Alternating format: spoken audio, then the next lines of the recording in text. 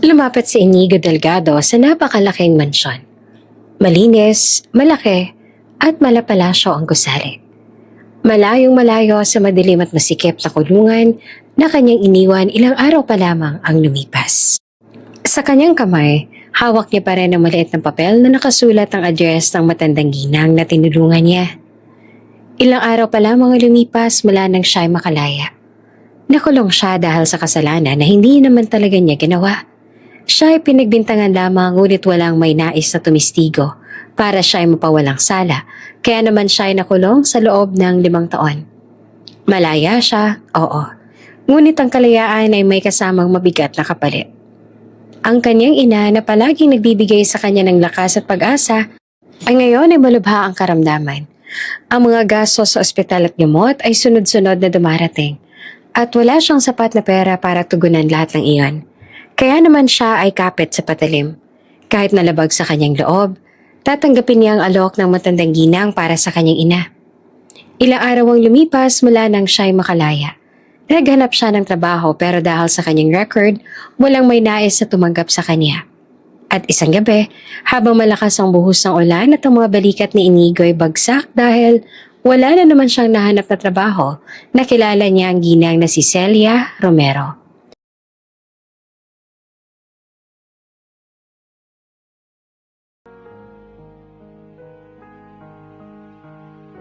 Nasiraan ito ng sasakyan ng mga sandali na iyon.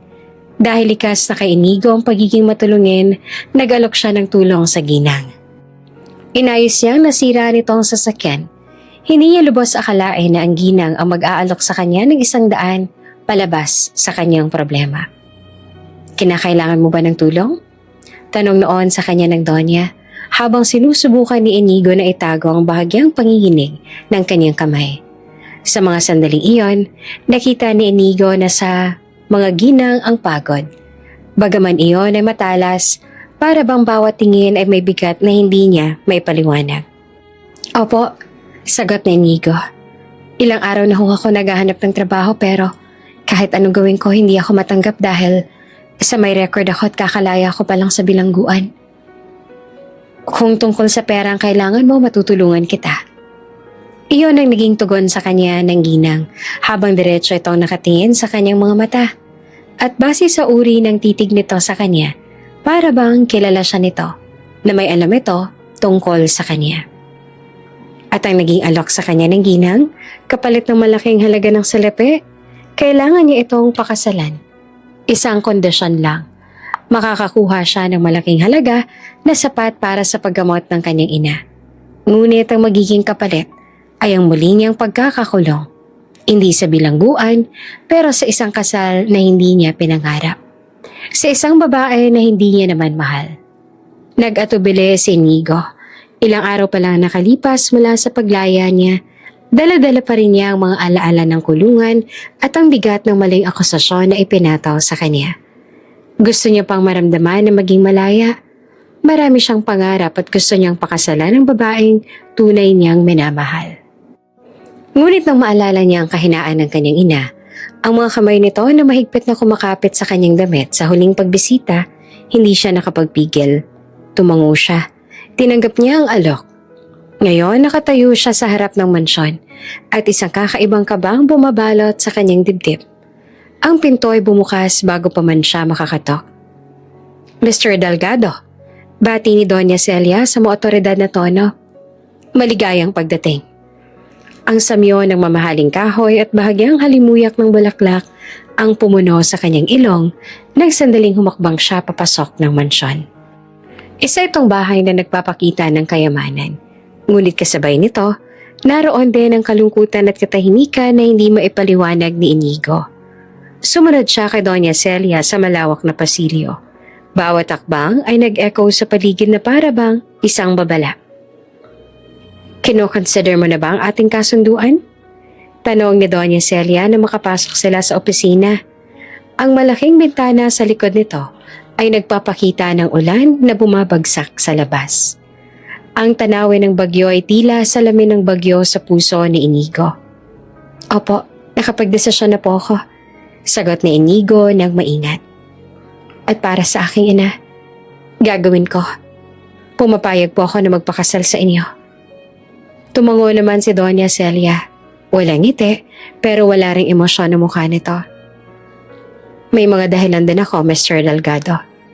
Makahulog ang wika nito bago naupo sa office chair. Bagaman matanda, makikita pa rin sa Donya ang angking ganda nito.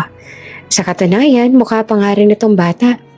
Hindi halatang nasa 50s na. Pero dahil sa lagi itong seryoso at ang mga mata ay puno ng lungkot, tila isa iyon sa nagpapabawas sa aura nito. Dapat mong malaman na may dahilan ako at masaya akong pumapayag ka sa alok ko sa'yo. Sandali ring natahimik si Doña Celia, habang si Inigo naman ay napakunot ang noo.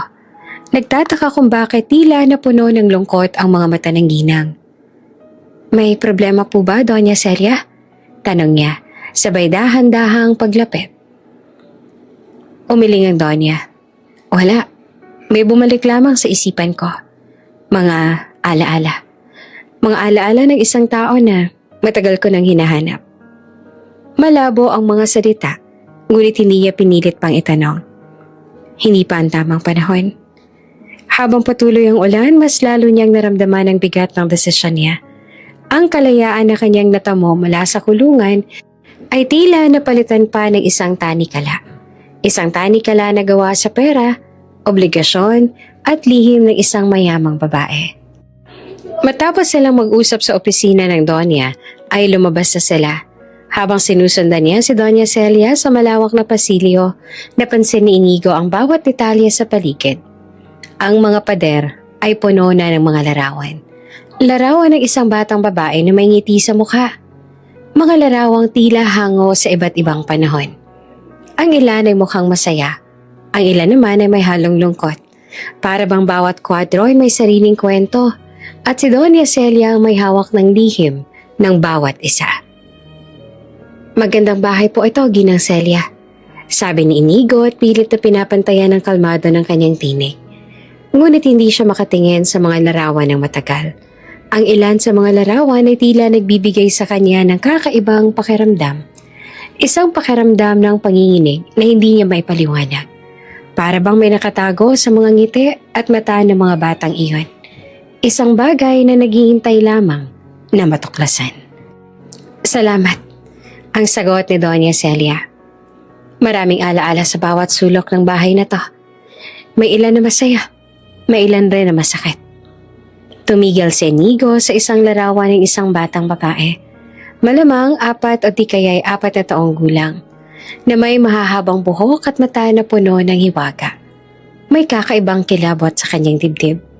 Hindi niya alam kung bakit, ngunit tila may koneksyon ng larawan sa mismong katauhan ni Celia. Sa kabila ng pagtataka, pinili ni Inigo na itikom ang bibig niya. Gusto mo bang umupo na muna? Tanong ni Doña Celia. Umupo naman si Inigo sa malambot na sofa. Sinusubukan na kontrolin ang sarili. Ang mansyon ay tahimik. Walang ibang naroroon maliban sa kanilang dalawa. Kahit mga kasambahay ay wala.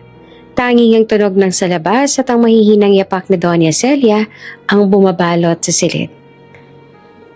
Alam mo, Mr. Delgado, panimula ni Doña Celia na umupo sa pang-isahang sofa. Ang kasal na alok kong sayo ay hindi lamang para sa pera at sa kagustuhan kong muling makapag-asawa.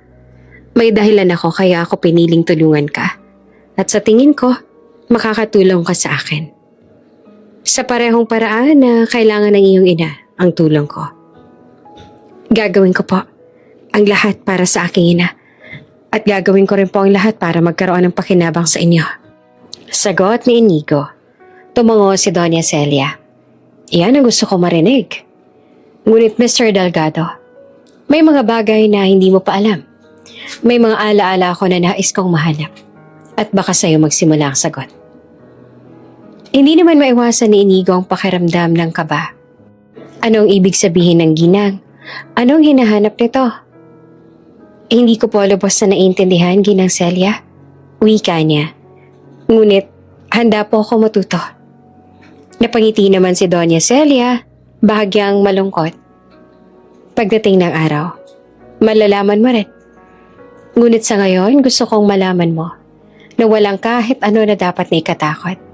Hindi kita pipilitin sa mga bagay na hindi ka komportableng gawin. Tumango naman si Inigo at nagpasalamat dito. Iniisip niya ang bagong buhay na naghihintay sa kanya. Isang buhay na puno ng kayamanan, obligasyon at misteryo. Sa isip niya, ang mundong ito ay mas komplikado kaysa sa kulungan. Pero para sa kanyang ina, para sa kalayaan na hindi niya lubos na ipinagdiwang, handa siyang tanggapin ang anumang maaaring mangyari. Matapos ang maikling katahimikan, nag-alok si Doña Celia ng maiinom, bagay naman na tinanggap ni Inigo. At dahil nga sa susunod na linggo silang dalawa ikakasal na, nagpasya ang Doña na ilibot na rin siya sa mansyon. Pumasok sila sa isang mataas na silid na puno ng aklat. May ilang mga libro na makapal, may ilan na manipis. Mahilig po ba kayo sa pagbabasa, Doña? Maingat na tanong na Inigo habang ina-inspeksyon ng paligid. Ngumiti si Celia, ngunit ang ngiti nito ay tila ba may halong lungkot. Oo, ngunit hindi lang ito tungkol sa libro. Ang bawat isa ay alaala.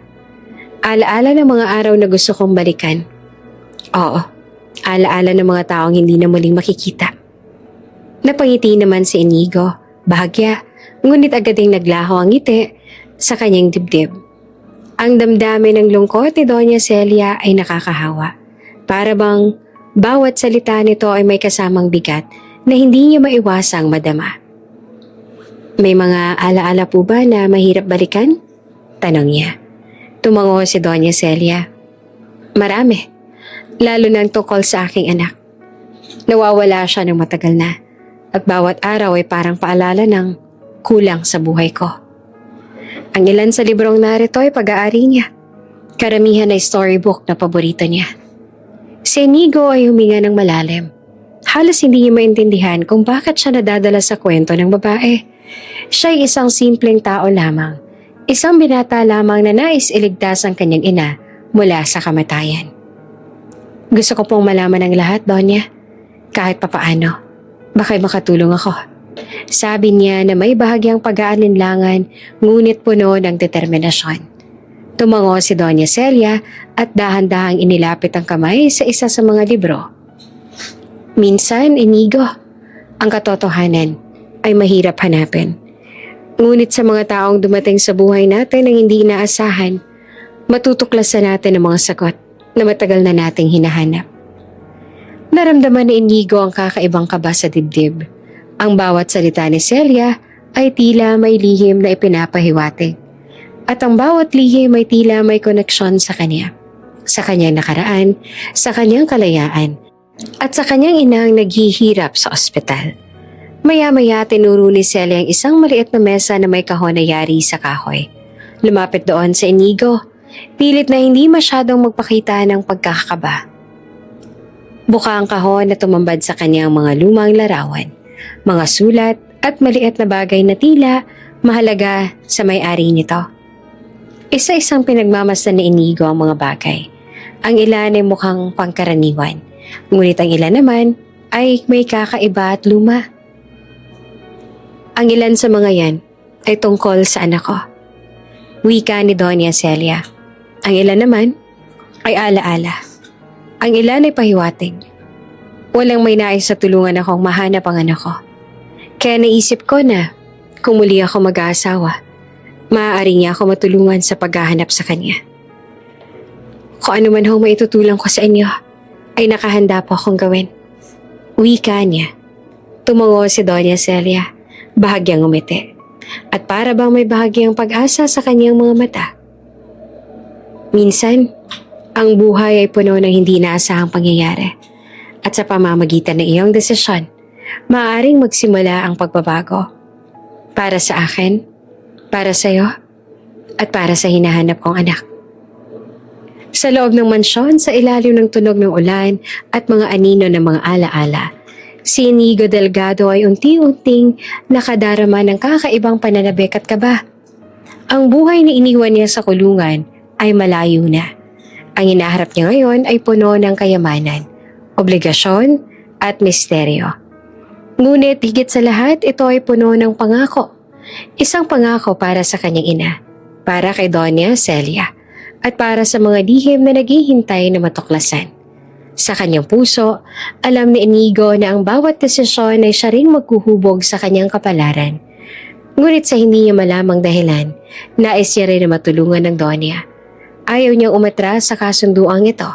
Hindi lamang dahil sa kailangan niyang pera para sa kanyang ina, ngunit dahil may kung anong parte sa kanya ang nais na gawin ito. Tahimik ang paligid ng araw na yon. Walang musika, walang mga bulaklak na nakahilera, at walang mga bisitang nakaporma gaya ng inaasahan ng isang kasal. Ang mga mata na Inigo ay nakatutok lamang sa puting mesa sa kanilang harapan, kung saan nakalapag ang isang peraso ng papel. Ang marriage contract na siyang mag-uugnay sa kanya at kay Doña Celia Romero. Napansin agad ni Inigo na kakaiba ang kasal na ito.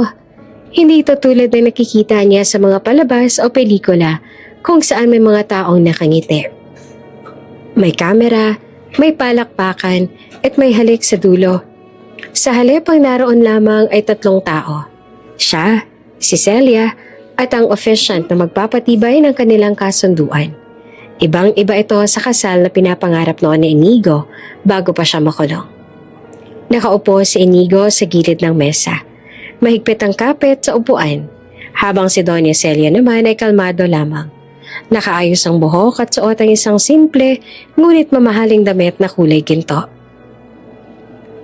Mr. Delgado, are you sure about this? Basag ng officiant. Isang matandang lalaki na may suot na salamin. Ang tono nito ay nag-aalanlangan at halatang hindi ito maitago ang pagtataka. Ikaw ay 24 pa lamang. Samantalang si Doña Celia Romero ay mas matanda. Isang byuda. Sigurado ka ba sa desisyong ito? Ramdam ni Inigo ang bawat bigat ng tanong na iyon.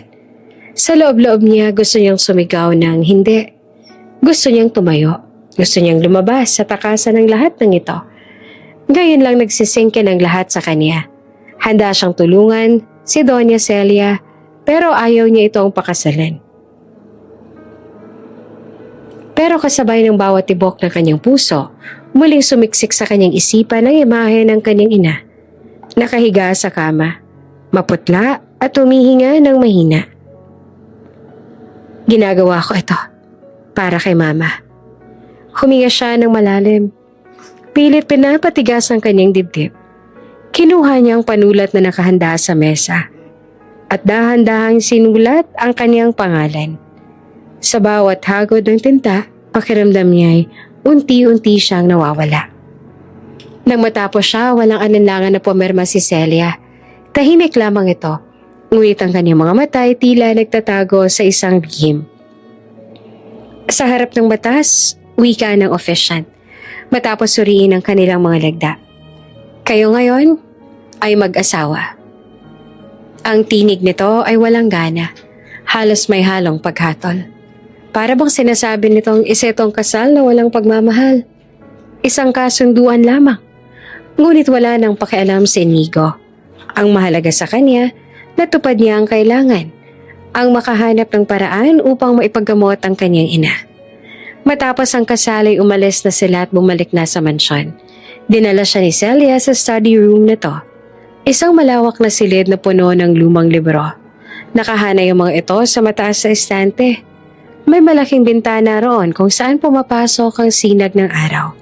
Ngunit tila hindi yon sapat upang alisin ang mga bigat na bumabalot sa lugar. Nakaupo si Doña Celia sa isang leather chair habang nakahawak ang baso sa wine. Sa harap nito, nakatayo si Inigo. Hindi alam kung uupo ba siya o tatayo lamang. Inigo, panimula ng babae. Ang boses ay mabagal at mabigat. May kailangan kang maintindihan. Tumingin siya rito at naghihintay. Kapag dumating ang araw, na ako'y mamatay.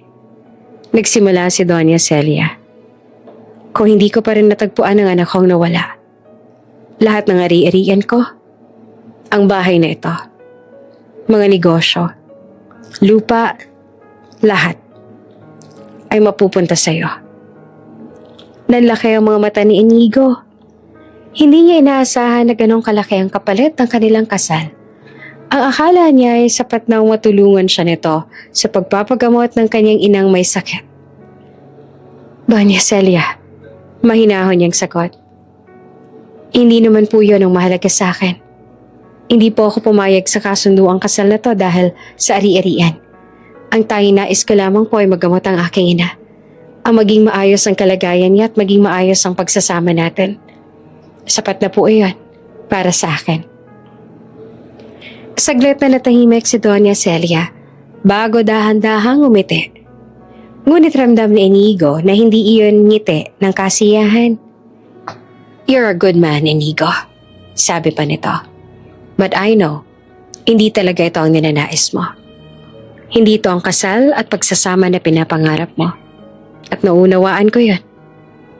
Kaya gusto ko na hindi lamang ang tulong para sa iyong ina ang makukuha mo sa kasunduan na ito. Hindi na sumagot pa si Inigo. Kinagabihan, nakaupo si Inigo sa gilid ng kama ng guest room na ibinigay sa kanya. Sa harapan niya ay ang salamin. Para siyang estranghero sa sariling refleksyon. May asawa na ako. Pero asawa ng isang taong halos kasing edad na ng nanay ko. Kinabahan siya. May parte ng kanyang puso na natatakot. Paulit-ulit niyang inuusal sa sarili. Para kay mama to. Kaya ko to. Para kay mama. Kahit anong ulit niya, hindi nawala ang kaba. Ilang minuto pang lumipas bago kumatok si Doña Celia sa kanyang silid. Pumasok sa loob ang Doña. Nakasuot ito ng formal na damit, hindi nightgown. Para bang hindi ito naghanda sa gabi nang matapos ang kasal, kundi sa isang seryosong pag-uusap. Inigo? Tawag nito. Halika rito. Lumapit siya sa Doña na nakaupo sa sofa. Bagaman ramdam niya ang panginginig ng kanyang mga kamay. I know what you're thinking. Hindi ko ipapagawa sa iyo mga ganong bagay. Wika ni Doña Celia. Diretso ang tingin sa kanya. You think I married you because I want a husband? But no. I married you because I need help. I need your help. I've been alone since my daughter went missing. Wala ni isa sa mga kilala ko kahit pamilya ko na gustong tumulong sa akin. Lahat sila tumalikod. For reasons I don't understand. They don't want me to find her. Para bang gusto nilang mawala siya ng tuluyan. Natigilan si Inigo. Your daughter. Mahina niyang ulit. Yes, sabi pa ni Celia. At kita sa mukha ang sakit na matagal na nakabaon. She's been gone for so many years.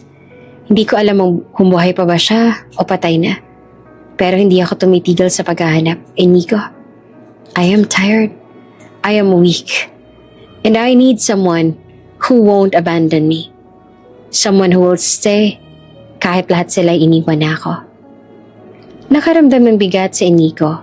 Sa unang pagkakataon, nakita niya ang Doña hindi bilang mayamang byuda, kundi bilang isang ina na nawala ng anak at nawala ng pag-asa. I married you. Dagdag ni Celia na halos pabulong. So people would think I am fine again. Na kaya ko pa. Na natanggap ko nang wala ng anak ko. Na hindi ako desperata. But the truth is, I am desperate, Inigo. And now, I'm begging you, please, help me. Hindi agad sumagot si Inigo. Dahil sa Doña Celia ang dahilan kaya maipapagamot niya ang kanyang ina at ibig sabihin ay makakasama niya ito ng mas matagal. Nakahanda rin siya na tulungan ito. Doña Celia, mahinahon niyang sagot. Hindi ko man po alam kung saan magsisimula. Pero kung may magagawa ako, gagawin ko. Tutulong ako. Huminga ng malalim si Celia at saka dahan-dahang tumango. Then that's enough. Anito. From tonight on, you're not just my husband on paper. You're my partner. You'll help me find her. Tutulungan mo akong alamin lahat ng sekreto ng ilang taon ng ipilit na itinatago sa akin. At doon nagsimula ang bagong yugto ng kanilang buhay, hindi lamang bilang mag-asawa sa mata ng batas. Tahimik ang sumunod ng mga araw matapos ang kasal, para bang walang nagbago sa loob ng mansyon. Maliban sa presensya ni Inigo, kung tutuusin, wala ring espesyal na hinihingi si Doña Celia sa kanya tulad ng sinabi nito noong unang gabi bilang mag-asawa. Hindi siya nito pinipilit na tumabi sa kama. Hindi pinapagawa ng kung anong kakaiba at lalong hindi minamadali sa anumang bagay na hindi pa niya kayang gawin. Sa halip, pinabayaan siya ni Celia na maglibot, magpahinga at unti-unting masanay sa tahimik na buhay sa mansyon. Pero sa katahimikan na yon, lalo lamang lumakas ang ugong ng tanong sa isip ni Inigo. Paano ko matutulungan si Doña Celia? Paano ko mahahanap ang nawawala niyang anak? Minsan tuwing umaga, bumababa siya sa Grand Hall. Isang maluwang na silid na may hagdang yari sa kahoy na ubos siguro ng ilang buwang sahod ng karaniwang tao. Ang kisame ay mataas. May nakasabit na chandelier na kahit na hindi gaanong ginagamit ay kumikisla pa rin kapag tinatamaan ng sinag ng araw. Habang naglalakad, napapansin ni Inigo na halos bawat dingding ng mansyon ay may larawan. Malalaki, naka-frame at maingat na nakahanay. Ang mga larawan ng batang babae. Isa sa mga bagong larawan ang agad na nakakuha ng kanyang pansin. Isang larawan ni Doña Celia. Mas bata pa. Siguro ay nasa mid-20s o 30s. Sa tabi nito, isang batang babae rin. 6 na taong gulang marahil. Maputi, mabuhok, at may ngiting parang ilaw sa gitna ng dilim. Siya, bulong niya sa sarili.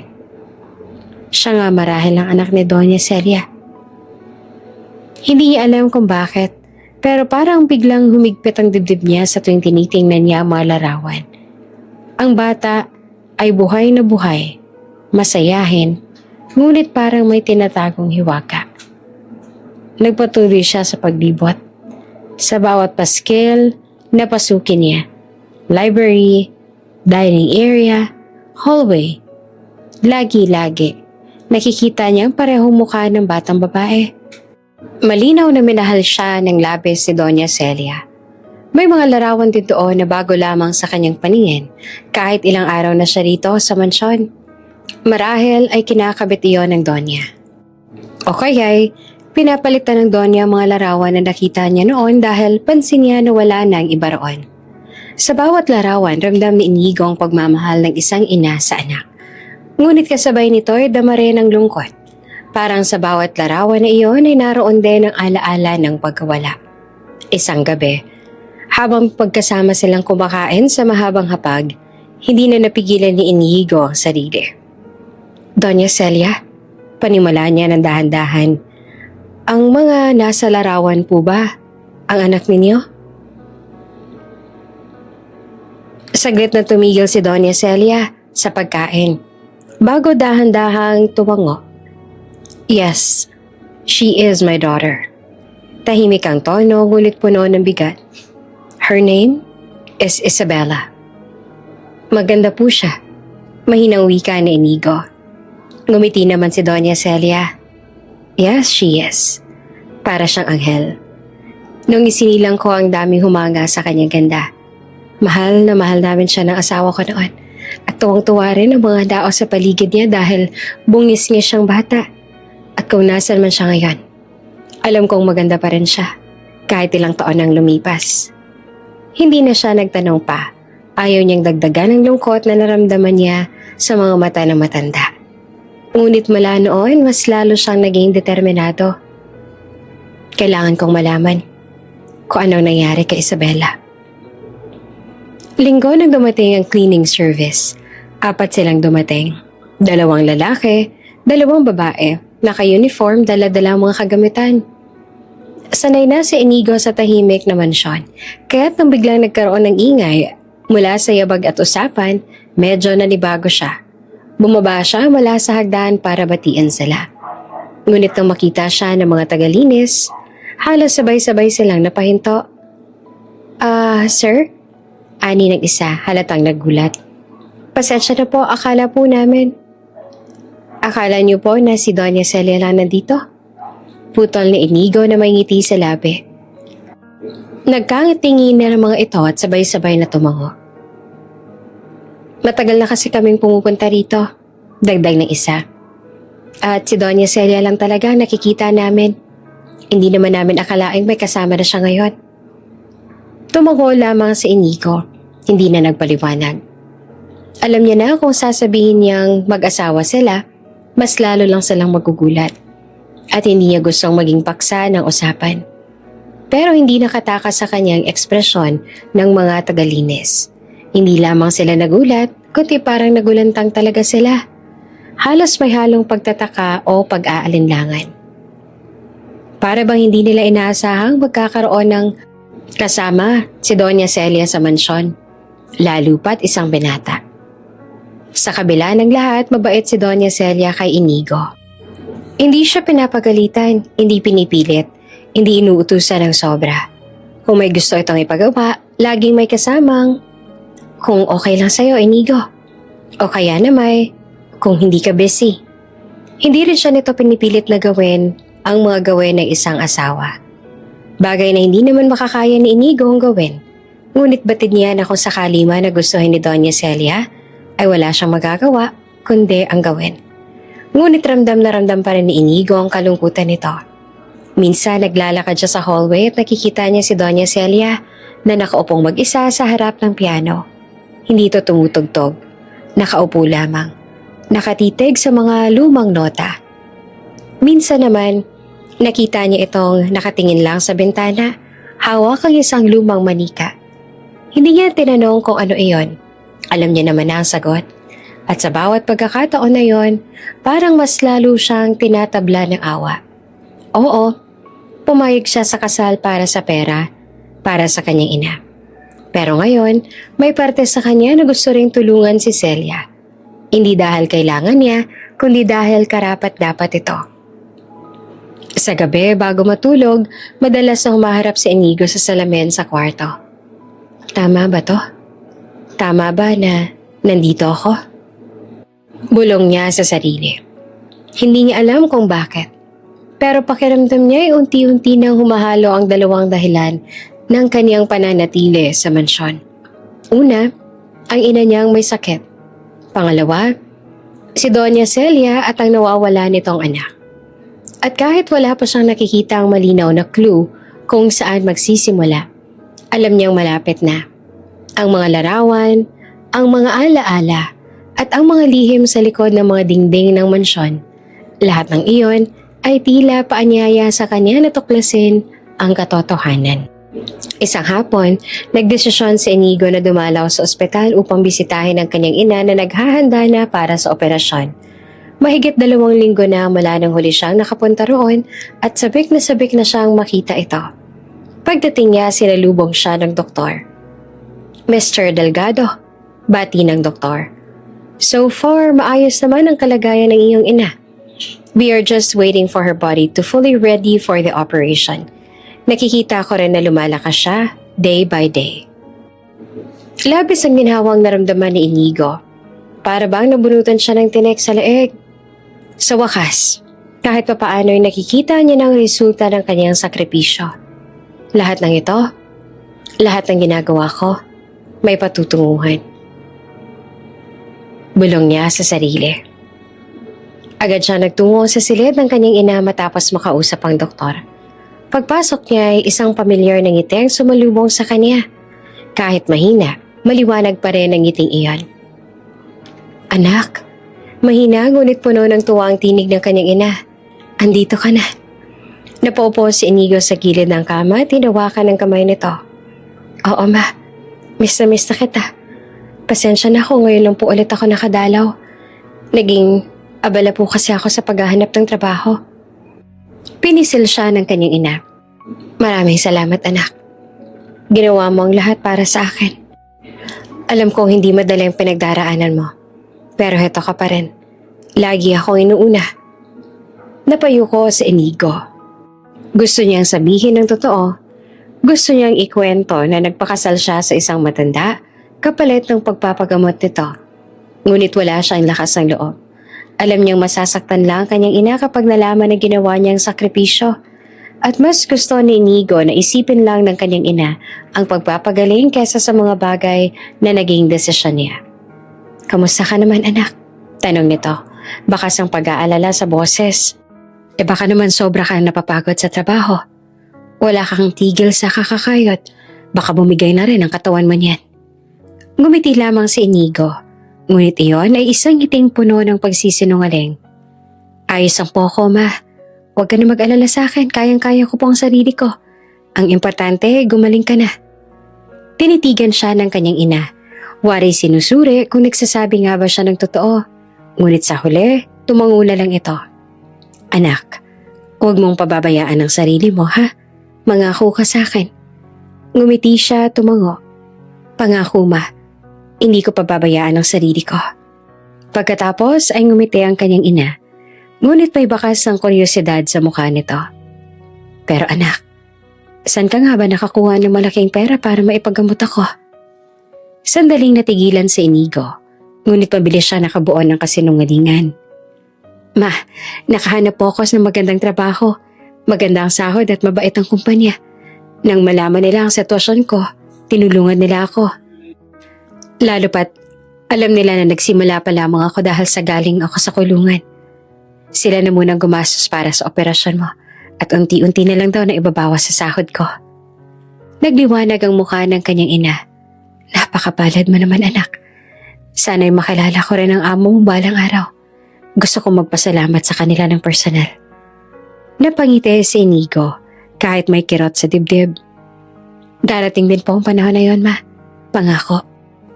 Pagkatapos ng ilang oras sa pagbabantay sa ospital, bumalik si Inigo sa mansyon. Dinatan niya si Doña Celia sa sala. Nakaupo habang nakatitig sa bintana. Nang makita siya ay agad itong tumingin. Kamusta ang iyong ina? Tanong nito. Maayos naman po. Sagot ni Inigo na may ngiti sa labi. Naghahanda pa po siya para sa operasyon. Tumungo naman si Doña Celia at bahagyang umiti. That's good to hear. Sandaling natahimik si Inigo bago siya muling nagsalita.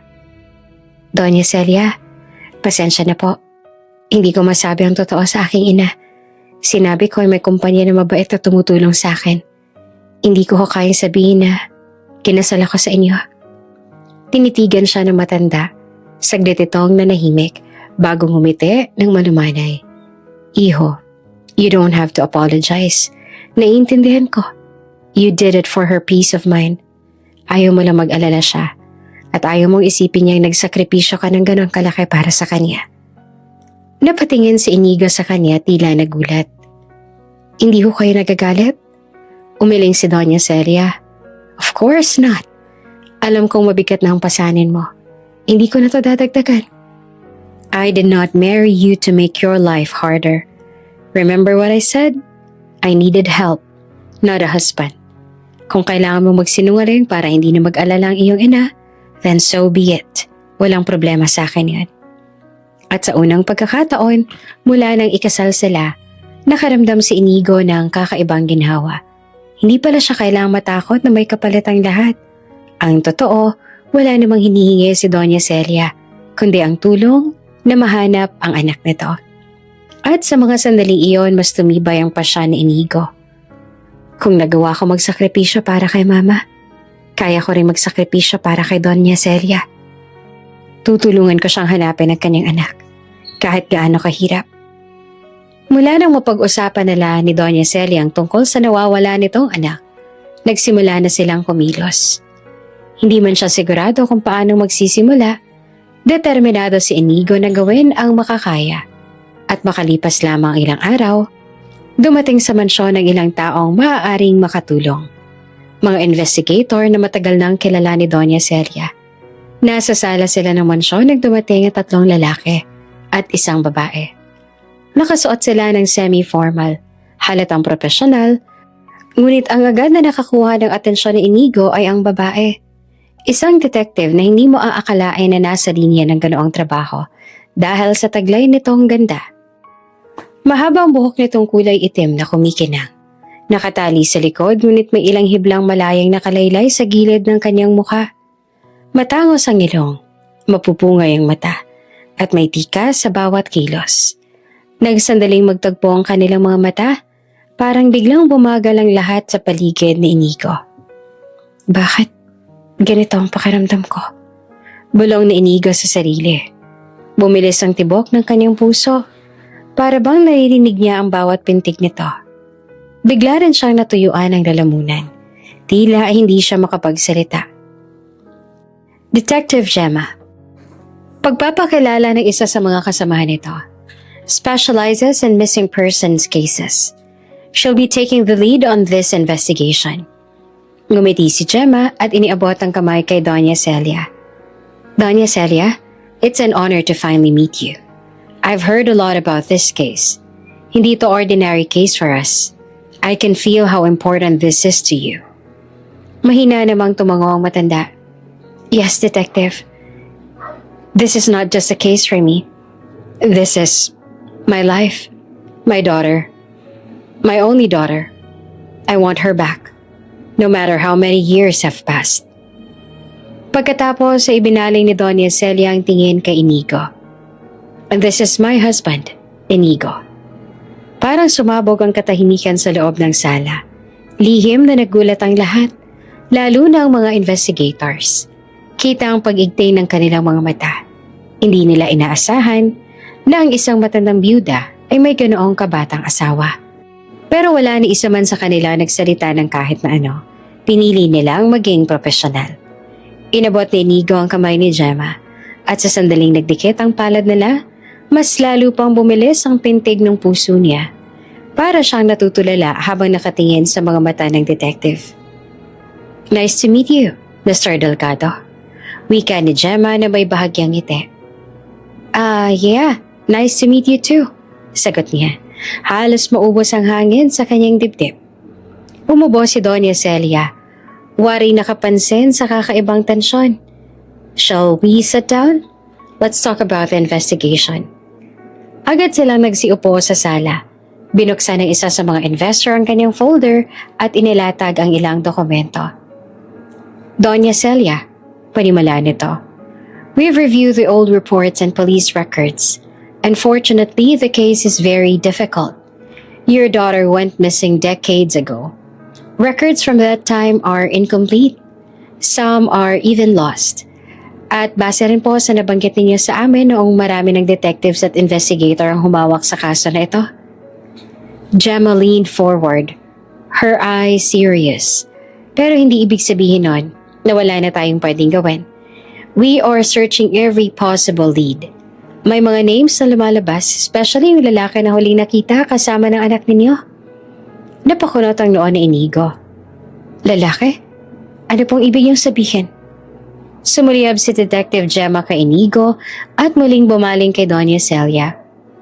We're checking school records, old neighborhood, reports and even hospital logs. Anything that can give us trace, pero again, matagal ng panahon yun. Maraming data ang posibleng wala na. But I want you to know, Doña Celia, I will not give up. Hindi ako titigil hanggat may nakikita akong butil ng pag-asa. Because if she's alive somewhere, kahit ganong katagal, there's always a chance. Namasa ang mga mata ni Doña Celia. Salamat, Iha. You don't know how much this means to me. Saglit na natahimik ang paligid. Ramdam ni Inigo ang bigat ng usapan. Ngunit ramdam din niya ang kakaibang aura ni Gemma. Hindi niya maaalis ang tingin dito kahit pilit niyang pinipigilan. Hindi pwede. Hindi to pwede. Kasal na ako kay Doña Celia. Ginawa ko ito para kay Mama. Hindi ako dapat madala sa ganito. Mr. Delgado? Biglang tawag ni Gemma. Nagulat siya. Po? I was asking if you're willing to help us check the mansion. Baka may mga old belongings sa anak ni Doña Celia. Mga diaries, letters, or anything na pwede nating maging clue. Mabilis siyang tumango. Of course. Kung ano pong pwede kong maitulong gagawin ko. Ngumiti naman si Gemma. At sa sandaling iyon, parang muling bumagal ang paligid para kay Inigo. Samantala, tumikim naman si Doña Celia. Then, it's settled. You'll all work together. I trust you, Detective Gemma. I know you'll do everything you can. As for you, Inigo, support them in any way possible. Yes, Doña. Sagot niya sabay tingin kay Gemma. I'll do my best. Hindi nagtagal matapos ang meeting sa sala, nagsabi si Detective Gemma na gusto niyang simulan mismo sa loob ng mansyon ang kanilang paghahanap. Agad naman na pumayag si Doña Celia. Inigo, samahan mo muna si Detective. Uwi ka ng matanda. Simula nang mawala si Isabela, wala akong binago sa kanyang silid. Nandoon pa rin lahat ng gamit niya. Maybe, you'll find something I couldn't. Saglit na napatitig si Inigo sa kanyang asawa. Kita niyang pag-asa sa mata nito. Ngunit naroon din ang sakit ng nakalipas sa mga taon. Tumango siya. Habang naglalakad sila ni Gemma sa mahabang pasilyo ng mansyon, ramdam ni Inigo ang malamig na hangin na pumapasok mula sa mga malalaking bintana. Ang laki ng bahay ninyo, komento ni Gemma na nakatingin sa paligid. Pero it feels lonely. Tumango naman si Inigo at sinabi na marahil dahil sa silang dalawa lang ng kanyang asawa dito. Gemma glanced at him, studying his face. It must be hard for her, living alone all these years, waiting for someone who might never come back. Napabuntong hininga si Inigo. Kaya nga siguro she's holding on. Kahit konting chance lang. Kapit siya para lang mahanap ang nawawala niyang anak. Nang makarating sila sa dulo ng pasilyo, huminto si Gemma sa tapat ng isang pinto. This must be it. Dahan-dahan niyang binuksan ang pinto at agad na bumungad sa kanila ang kwarto ng batang babae. Halos parang hindi ito tinabla ng panahon. May mga laruan pa sa sahig, mga poster ng cartoon sa dingding, at isang kama na may faded na pink na kumot. Parang tumigil ang oras. Wow! Bulong ni Gemma habang pumapasok. It feels like she just left yesterday. Pumasok din si Inigo. Tumingin siya sa paligid. Namangha rin kasi kahit ilang dekada na raw na nawawala ang anak ng Donya, napakaayos at linis pa rin ang silid na para bang may bata pa rin na natutulog roon. Tahimik silang naglakad-lakad. Tiningnan ang mga bagay sa paligid. Si Detective Gemma ay tumigil sa may lamesa kung saan nakapatong ang isang lumang notebook at laruan. You know, sabi ng dalaga habang binubuklat ang isang notebook. Marami ng investigators ang humawak ng kasong to. All with different methods. All with good intentions. But no one succeeded in finding answers for your wife. Tumingin si Inigo sa dalaga. And yet you still accepted it? Huminto si Gemma at bahagyang ngumiti ng mapait. Kasi naaawa ko sa kanya. Imagine waiting decades, holding on to hope when everyone else gave up. That kind of pain, it stays with you. Tahimik sandali si Inigo bago nagsalita. Hindi ka ba natatakot? To take on something so uncertain? Isinara ni Gemma ang libro at tumingin ng diretso sa kanyang mga mata. To be honest, hindi rin ako sigurado kung may magagawa pa ako. This case is almost impossible. But I will do everything for your wife. Even if I fail, at least I know I tried. Saglit na natahimik si Inigo bago siya ngumiti. Salamat, Detective. That means a lot. Kahit para lang makita ni Donya na may lumalaban pa rin sa kanya. Malaking bagay na yon. Gemma returned his smile, softer this time. You really care about her, don't you? Napatigal si Inigo. Napakamot siya sa batok. She's my wife. And she's been through a lot. Kung ano man ang kaya kong gawin para kahit papaano ay gumaan ang loob niya, gagawin ko. Hindi na ko bibo si Detective Gemma at muling ibinaling ang tingin sa mga laruan ni Isabela. Isa-isang pinulot at tiningnan. May maliit na stuffed bear, may mga blocks at ilang Barbie dolls na may kupas ng damit. Habang nakayuko si Gemma para silipin ang loob ng isang cabinet, bigla itong bahagyang natumba. Ingat ka! Sigaw ni Inigo. Isang kahon ng muntik nang mahulog mula sa taas ng cabinet. Ngunit mabilis na naiharang na Inigo ang kanyang sarili. Nahulog ito sa kanyang bisig at umalulong ang alikabok. Si Gemma naman na halos matamaan sa ulo ay agad na umatras. Ngunit napadikit kay Inigo. Sa sobrang lapit nila, halos magdikit na ang kanilang mga mukha. Nagtagpo ang kanilang mga mata. For a moment, tahimik ang silid. Wala silang ibang marinig kundi ang tunog ng kanilang paghinga. Ang init ng hininga ni Gemma ay halos sumayad sa balat ni Inigo. Parang tumigil ang mundo. Agad naman nagmulat si Gemma at tila natauhan. Mabilis siyang umatras, bahagyang nag-iwas ang tingin. Sorry, I wasn't careful. Umiling lamang sa Inigo at pilit tinatago ang biglang pagkabog ng kanyang dibdib. No, it's fine. Buti na lang naharang ko. Lumapit si Gemma sa nahulog na kahon. Inilapag ito sa lamesa. Let's just open this. Maybe it has something useful. Tumango si Inigo. Pero sa loob-loob niya, hindi niya pa rin mapigilan ang kaba. Bakit ganito ang pakiramdam ko? Bakit parang nakalimutan ko sandali? Nakasal ako kay Doña Celia. Nagpatuloy ang kanilang investigasyon. Araw-araw si Detective Gemma ay abala sa pagbusisi ng mga lumang records, mga lumang litrato, at maging mga diary na naiwan ni Isabela, ang nawawalang anak ni Doña Celia.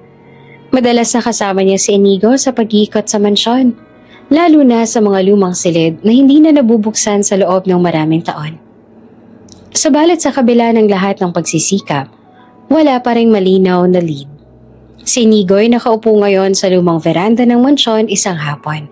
Hawak ang tasa ng kape, habang pinagmamasan niya ang mga puno sa hardin. Sumagi sa isip niyang paulit-ulit na tanong. Bakit ba ako? Bakit akong pinili ni Doña Celia? Ano ba talagang kinalaman ko sa lahat ng to? Dahil lang ba talaga ito sa awa niya sa akin at sa aking ina? O may iba pang dahilan? Hindi niya maipaliwanag kung bakit gano'n na lamang ang pagtitiwala sa kanya ni Doña Celia. Oo, asawa na siya nito. Ngunit alam niyang hindi simpleng kasala ang dahilan. Madalas ay nagtatanong si Doña Celia tungkol sa kanyang ama. Isang alaala na masakit pa rin para kay Inigo. Sanggol pa lamang siya nang namatay ang kanyang ama dahil sa isang car accident. Isang sasakyan ang nakabangga rito at kahit malinaw ang kaso, hindi kailanman nakulong ang nakabangga. Ang misteryong iyon ay matagal nang bumabagabag sa kanyang pamilya at ngayon ay muling lumulutang sa gitna ng paghahanap kay Isabela. Kahit na walang kahit anong alaala sa Inigo sa kanyang ama, madalas naman itong ikwento sa kanya ng kanyang ina noong bata pa siya. Kaya alam ni Inigo na isang mabuting tao ang kanyang ama. Isang umaga, dumating ang mga kamag-anak ni Doña Celia. Mga kapatid nito na bihirang bumisita. Ngunit sa pagkakataong iyon, tila sabay-sabay na nagpa siya na humarap kay Doña Celia. Pagkarating nila sa mansyon, ramdam agad ang bigat ng hangin. May tensyon na hindi maitatago at lalo pang nadagdagan ng makita nila si Inigo. Celia, malamig na bati ng isa sa mga nakatatandang kapatid ni Don Lorenzo. Narinig namin ikinasal ka na nga. At ito na ba siya? Sabay turo kay Inigo. Yes, mahinahong tugon ni Doña Celia, sabay hawak sa kamay ni Inigo. He is my husband, Inigo. Nagpalitan ng mga tingin ng mga kapatid ni Celia. Ang isa pa ay si Doña Mercedes, napailing at hindi napigilang magbitaw ng mapanuyang salita. You really married someone who is way younger than you? Alam mo ba kung anong sinasabi ng mga tao sa labas? That this man, sabay tingin ng masama kay Inigo, is only after your money. Mercedes, matatag na sagot ni Celia. I don't care what other people think. I am willing to give him all my wealth because I like him. Because I love him. Nag-angat ang kilay si Don Lorenzo at halos sumabog sa galit. Love? Celia, you're blind. Hindi mo ba nakikita? Kapag namatay ka, lahat ng yaman mo mapupunta sa kanya. Wala kang iniwan kahit kaunti sa pamilya mo. Wala akong pakialam sa yaman ko. Malakas sa sagot naman ni Doña Celia. My happiness matters more. And Inigo gives me that happiness. Wala kayong karapatan na husgahan siya dahil mas bata siya sa akin. Kung wala man kayong respeto sa akin, mas mabuti pang umalis kayo sa bahay ko. Tumindig si Doña Mercedes. Ang mukha niya ay pala sa galit. Celia, hindi lang ito tungkol sa'yo. This is about your family's dignity. You think people will still respect our family's name after this scandal? Anong klaseng desisyon yan? You let yourself be fooled by this boy. Napapikit naman ang mariin sa Inigo. Ang bawat salitang binibitawan ng mga kapatid ni Celia ay parang punyal na tumatama sa kanyang dibdib. Gusto niyang sabihin na hindi pera ang habol niya, na hindi niya hinangad kailanman na maging bahagi ng yaman ng mga Romero. Pero ano pa nga bang magagawa niya? Kaya siya ikinasal kay Doña Celia dahil sa parehong dahilan. Dahil sa pera. Oops! May break muna. Gusto mo bang ma-shoutout dito sa channel ni Ate Jane? Mag-comment lang ng lesson you learned from the latest story uploaded. Dahil pipili kami ng isang best comment of the day para i-shoutout sa susunod na upload.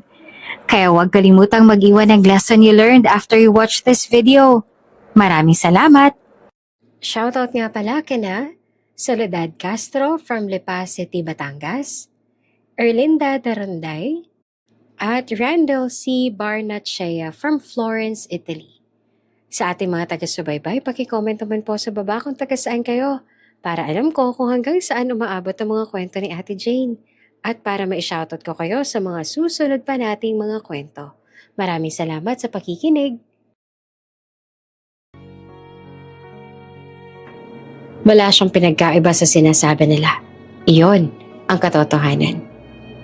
Matapos ang ilang minuto ng mainit na palitan ng mga salita, hindi napigilan ni Inigo ang kanyang sarili. Tumayo siya mula sa pagkakaupo at humarap sa lahat. You may hate me, but this is my choice. At hindi ko hahayaang diktahan ninyo ang buhay ko. Wikang muli ni Doña Celia. Choice? This is madness, Celia. Mariin naman na sigaw ni Don Lorenzo.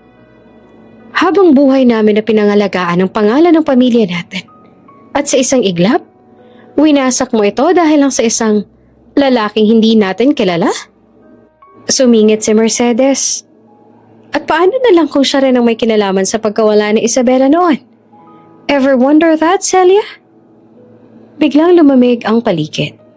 Ang mga salita ni Mercedes ay parang kitlat na biglang bumagsak.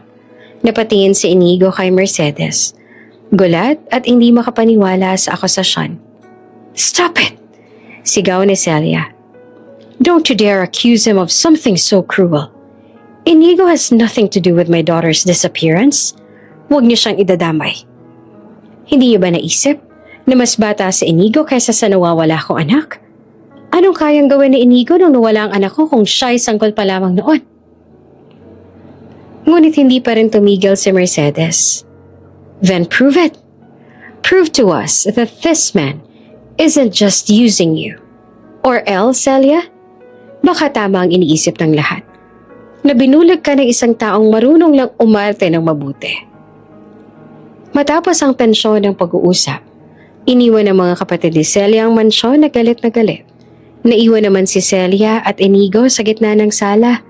Parehong pagod at sugatan ang damdamin. Lumapit si Inigo at hinawakan ang balikat ng asawa. Pasensya na po, Doña Celia. Dahil sa akin na naging away pa kayo ng mga kapatid mo. Umiling si Doña Celia. No, Inigo. Don't apologize. Wala kang kasalanan. Rather, I should apologize dahil nadadamay ka sa lahat ng to. Malaki mo itutulong mo sa akin kaya hindi ko hahayaan na bastusin ka nila. Sa sandaling iyon, muling sumiklab ang mga tanong sa isip ni Inigo.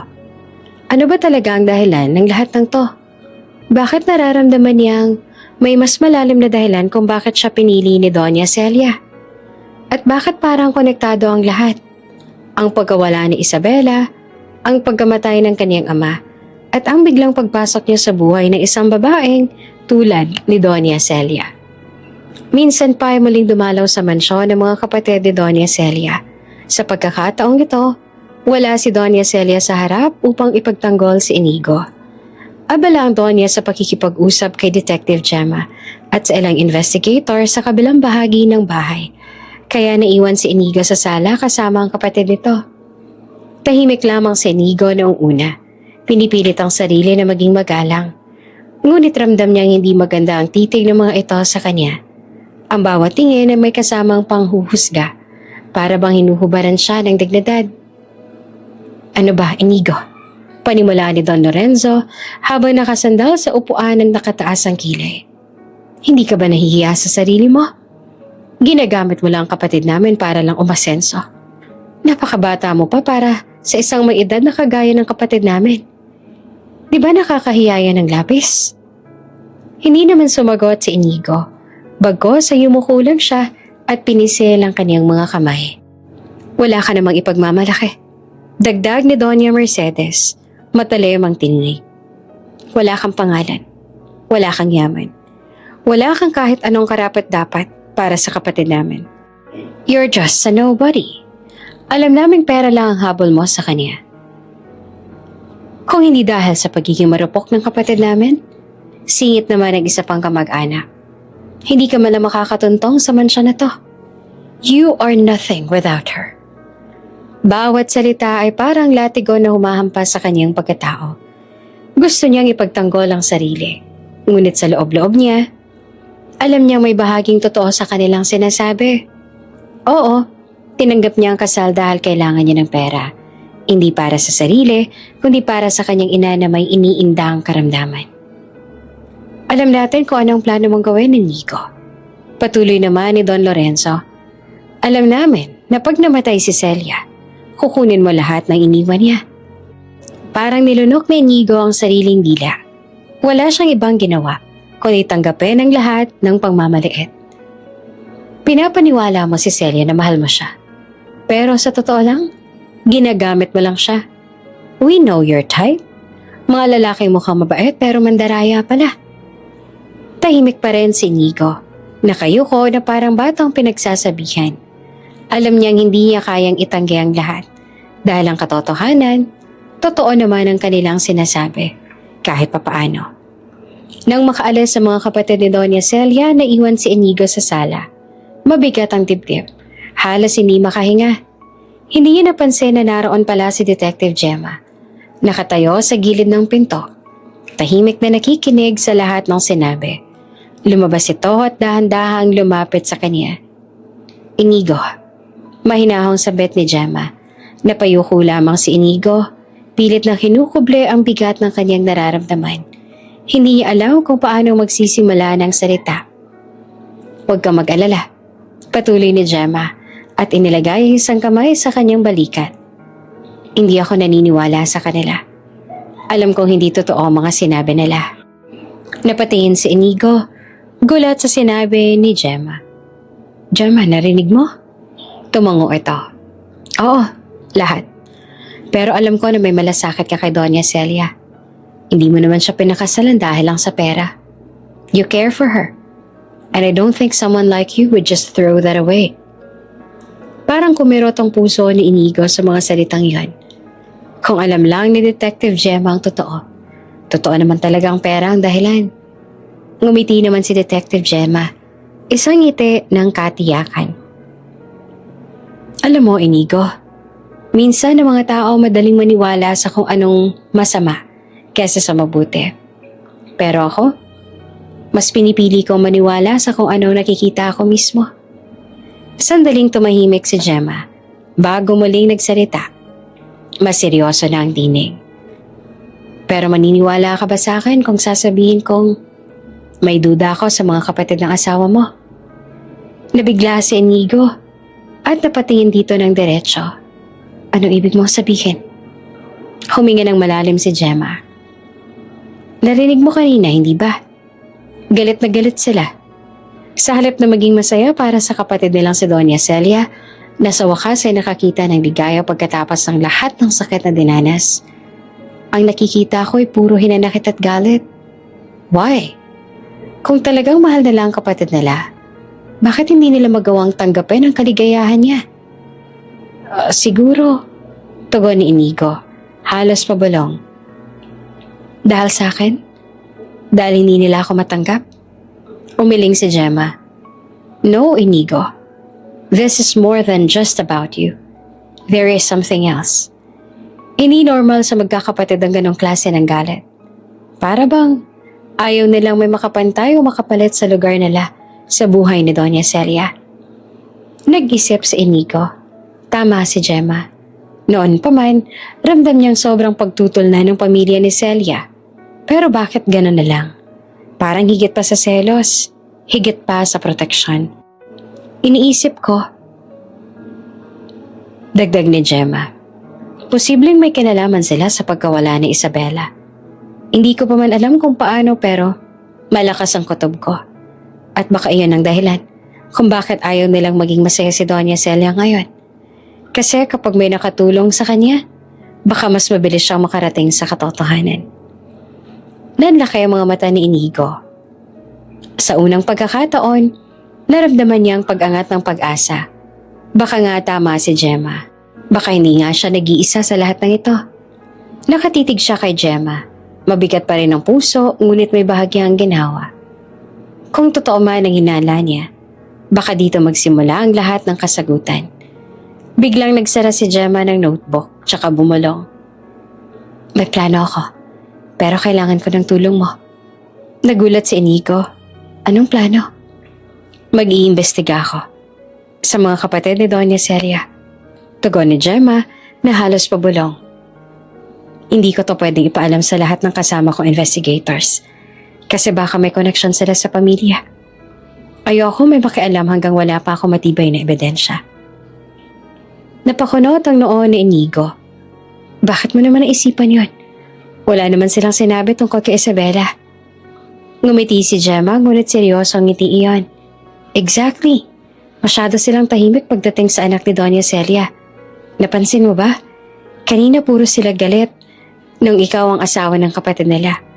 Pero bakit hindi mo lang nila nabanggit ang tungkol kay Isabela? Di ba dapat yon ang mas iniintindi nila? Natigilan si Inigo. Tama naman si Gemma. Simula nang makilala niya ang mga kapatid ni Celia, ni minsan ay hindi nila tinanong kung may progress na ba ang kaso ng nawawalang pamangkin nila. Ang iniintindi lamang nila ay kung paano niyang pinakasalan ang kanilang kapatid at kung paano niyang maaangkin ang yaman. Kinabukasan, maagang dumating si Gemma sa mansyon. Nakasuot ito ng formal suit. Nilapitan niya si Inigo habang abala sa binabasa nitong mga dokumento. Sir Inigo? Ani Gemma. Sasamahan mo ako mamaya. Gusto kong silipin ang mga lumang gamit sa basement ng mansyon. Ayon kay Doña Celia, hindi na iyon nagagalaw simula nang mawala si Isabela. Hindi raw siya pumapayag na may pumasok doon. Kahit ng mga kapatid niya, hindi niya raw hinahayaan na pumasok. Pero binigyan niya ako ng pahintulot. Nagulat si Inigo. Basement? Hindi ba sinabi ni Doña na bawal galawin ang mga gamit doon? Tumango si Detective Gemma. Oo, pero hindi natin sisirain ang tiwala niya. Titingin lang tayo. Malay mo, may clue na iniwan noon pa na hindi napansin ng ibang investigator. Nagdalawang isip si Inigo, pero sa huli, sumang-ayon din siya. Madilim at malamig ang basement ng mansyon. Ang ilaw mula sa maliit na bombilya ay tila nagkukulang sa lawak ng silid. Halos puro kahon lang ang laman. May mga lumang kasangkapan, album at ilang laruan ng bata.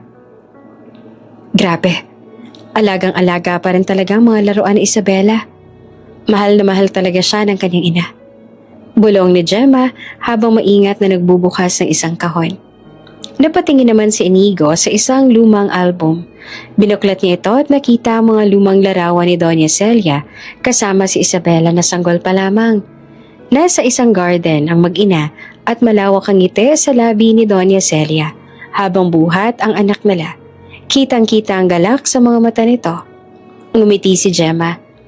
Napakaganda ni Isabela. Manang-mana siya sa kanyang ina. At halatang mahal na mahal siya ni Doña Celia. Just imagine losing someone like her. No wonder na hanggang ngayon, hindi siya makalimot. Lahat naman siguro ng ina na mawala ng anak ay mahihirapan na makausad. Habang patuloy nilang iniisa-isang mga kahon, biglang nahulog ang isang maliit na sobre mula sa isang lumang cabinet. Dinampot iyon ni Inigo. Detective Gemma, tingnan mo to. Aniya. Binuksan nilang sobre at sa loob naman ay may isang lumang sulat. Tila galing sa isang lalaki. Pasensya na, hindi ka sinasadya. Napagutusan lamang ako. Nagtitigan silang dalawa, parehong nagulat. Kidnapper's note? Bulong ni Gemma. Pero bago pa sila makapagsalita, narinig nila ang yabag mula sa taas. May tao. Bulong ni Inigo at agad nilang isinilid muli ang sulat sa sobre. Pagkakyat nila, nadatnan nila si Don Lorenzo, isa sa mga kapatid ni Doña Celia na nakatayo sa hallway. Nakakunot ang noo nang makita sila. Anong ginagawa ninyo sa basement? Malamig na tanong nito. Saglit naman na natigilan si Detective Gemma, ngunit mabilis itong umiti.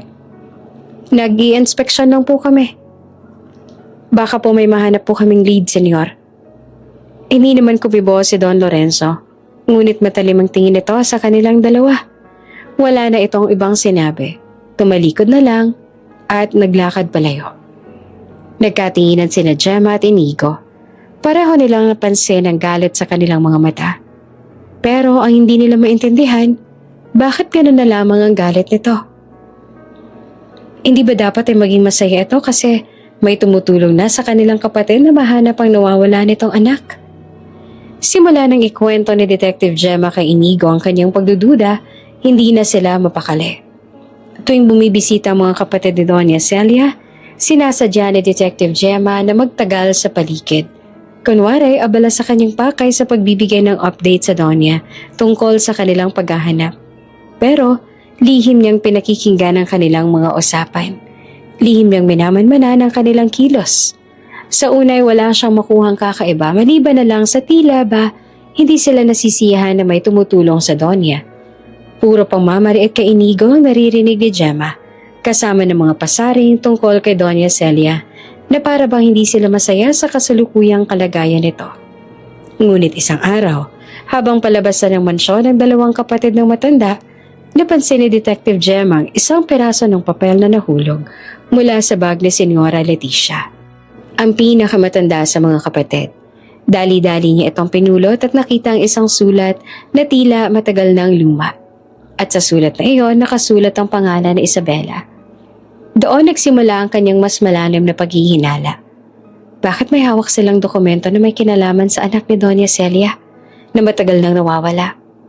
At bakit parang tinatago nila yon?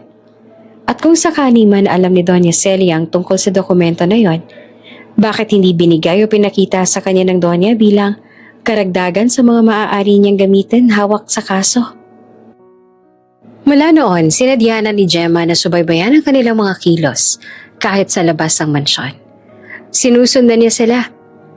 Napansin niya na laging iwas ang mga ito kapag napag-uusapan ng tungkol kay Isabela.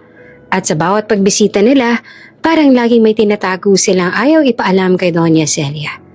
Isang gabi, nasaksihan ni Gemma na si Senior Ricardo, isa sa mga kapatid ay palihim na nakikipagkita sa isang lalaki. Nag-abot sila ng sobre at mabilis na naghiwalay. Hindi iyon nakaligtas sa mga mata ni Gemma at lalong lumakas ang kanyang kutob. May malalim na sikreto ang pamilya at maaaring sila mismo ang may kinalaman sa pagkawala ni Isabela. At tila malaking threat sa mga kapatid ni Doña Celia ang existence ni Detective Gemma at Inigo, kaya gano'n na lamang ang kanilang pagkadisgusto sa kanila. Hindi na nga nagulat pa si Detective Gemma nang makatanggap siya ng mensahe mula sa mga Doña na nagnanais na makausap siya ng sarilinan at nagbigay pa ang mga ito ng address na dapat niyang puntahan. Dumating nga si Gemma sa address na sinasabi nila. Tahimik ang lugar. Pagbukas niya ng pinto, nakita niya nagtatagpo ang mga kapatid ni na Doña Celia, sina Don Lorenzo, Doña Mercedes at ang pinakamatandang si Senyora Leticia. Nakayuko sila sa isang seryosong pag-uusap. Nang mapansin ni Gemma ay bigla silang tumayo at halatang kanina pa siyang hinihintay ng mga ito. Ah, Detective Gemma. Bungad pa ni Don Lorenzo na parang may pilit ng ngiti. Mabuti naman at nandito ka na. Ang akala namin hindi mo na kami sisiputin.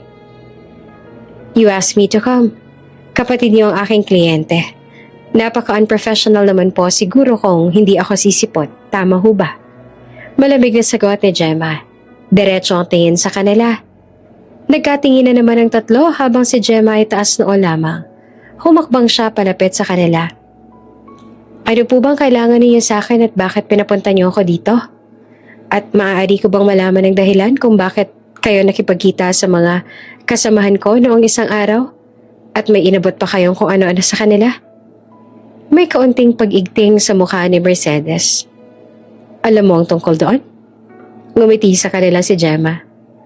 Oo naman, senyora. Isa akong detective. Hindi ba't dapat lang na alam ko ang tungkol sa mga yon? Matalas ang aking mata at pakiramdam.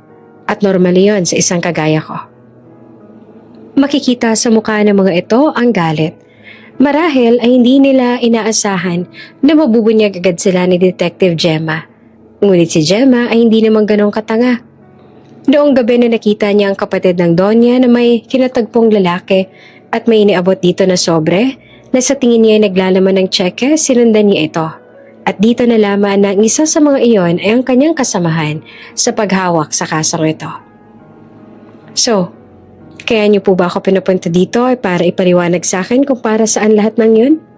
Tanong niya. Tahimik sila. Halos sabay na tumingin kay Leticia. At si Leticia naman ay bahagyang namutla ng labi.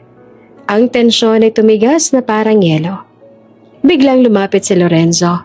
Ang tono nito ay mas matigas. Alam mo, Iha, may mga bagay na hindi mo dapat pinapakaalaman. Some things are better kept within the family. At base sa tabas ng iyong dila, may ideya ka na rin kung bakit ka namin pinapunta dito. Ngumisi si Gemma. Ngayon ay sigurado na siyang may kinalaman nga ang mga ito sa nangyayari sa nag-iisang anak ng Donya. Say it clear. Hindi ako pumunta dito para sayangin ang oras kong manghula. Malamig na saad niya. Alam ng lahat na ilang dekada ng patay ang anak ng aming kapatid. Kahit ang kanyang yumaong asawa ay natanggap na iyon. Subalit dahil mahal na mahal ni Celia ang kanyang anak, hindi niya ito matanggap at hanggang ngayon ay patuloy pa rin itong hinahanap. Gusto namin na tigilan mo na ang kasong ito. Let Isabella rest. It's all in the past at kung sino man ang nasa likod ng nangyari kay Isabella, maaaring hindi niya na mahanap ang malaking halagang involved. We can compensate you so stop poking around. Ano to? A bribe? Tanong niya na halatang binubuo ang salita. You think money will shut me up? Hindi to bribe. Wika ni Doña Leticia. This is an opportunity para sa'yo at para sa pamilya mo. Mas malaking halagang ibibigay namin sa'yo. So cut everyone out quietly. Hindi ba mas maayos yon kaysa patuloy na magsisiyasat sa isang kaso na matagal nang nangyari? Hindi niyo ako mababayaran. Sabi ni Gemma matapos ang ilang sandali. Hindi niyo mababayaran ang prinsipyo ko. I work this case because a missing child is a missing child. Kahit anong dynasty o surname, ang magtangkang itakip ang katotohanan. Tumahimik ang mga kapatid at halata ang hindi pagkasiyahan. Hindi po ako kagaya ng mga naunang detective na humawak sa kaso na to, na madaling bayaran at sumuko. May isa akong salita. At nangako ko kay Doña Celia na tutulungan ko siya. Bakas ang matinding galit sa kanilang mga mukha. Kung tatanggi ka, ay hindi mo alam kung anong maaaring mangyari sa'yo. Hindi po ako natatakot sa kahit sino. Pangalawa, kung may mangyari man sa akin ngayong gabi na to, may iniwan ako impormasyon sa isang taong mapagkakatiwalaan ko. May isang recording device. Kahit mawala ako, ang mga huling taong nakipagkita sa akin ay madaling matutunton. Nag-alon ng galit sa mukha ni Lorenzo. Wala kang karapatang magbanta sa amin. Hindi to banta, senyor. This is just a statement. May sinabihan ako na kung hindi ako makarating sa hostel mamaya, tawagin niya ang number na ibinigay ko at sasabihin kung saan huling nakita. This is how a detective should be, right? Nagkatinginan ng tatlo.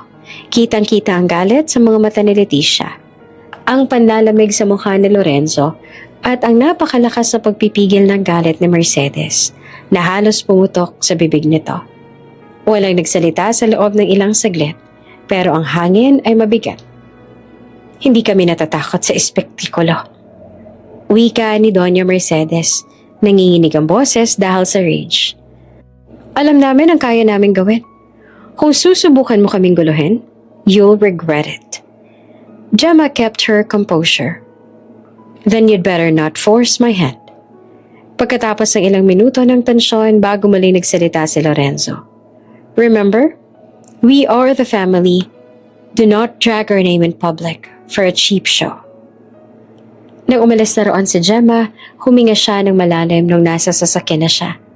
Alam niyang ginawa niyang toy para na rin siyang naglalaro sa isang mapanganib na laro. Lumalaban siya sa pamilyang may impluwensya at pera. Pero hindi siya nag-iisa.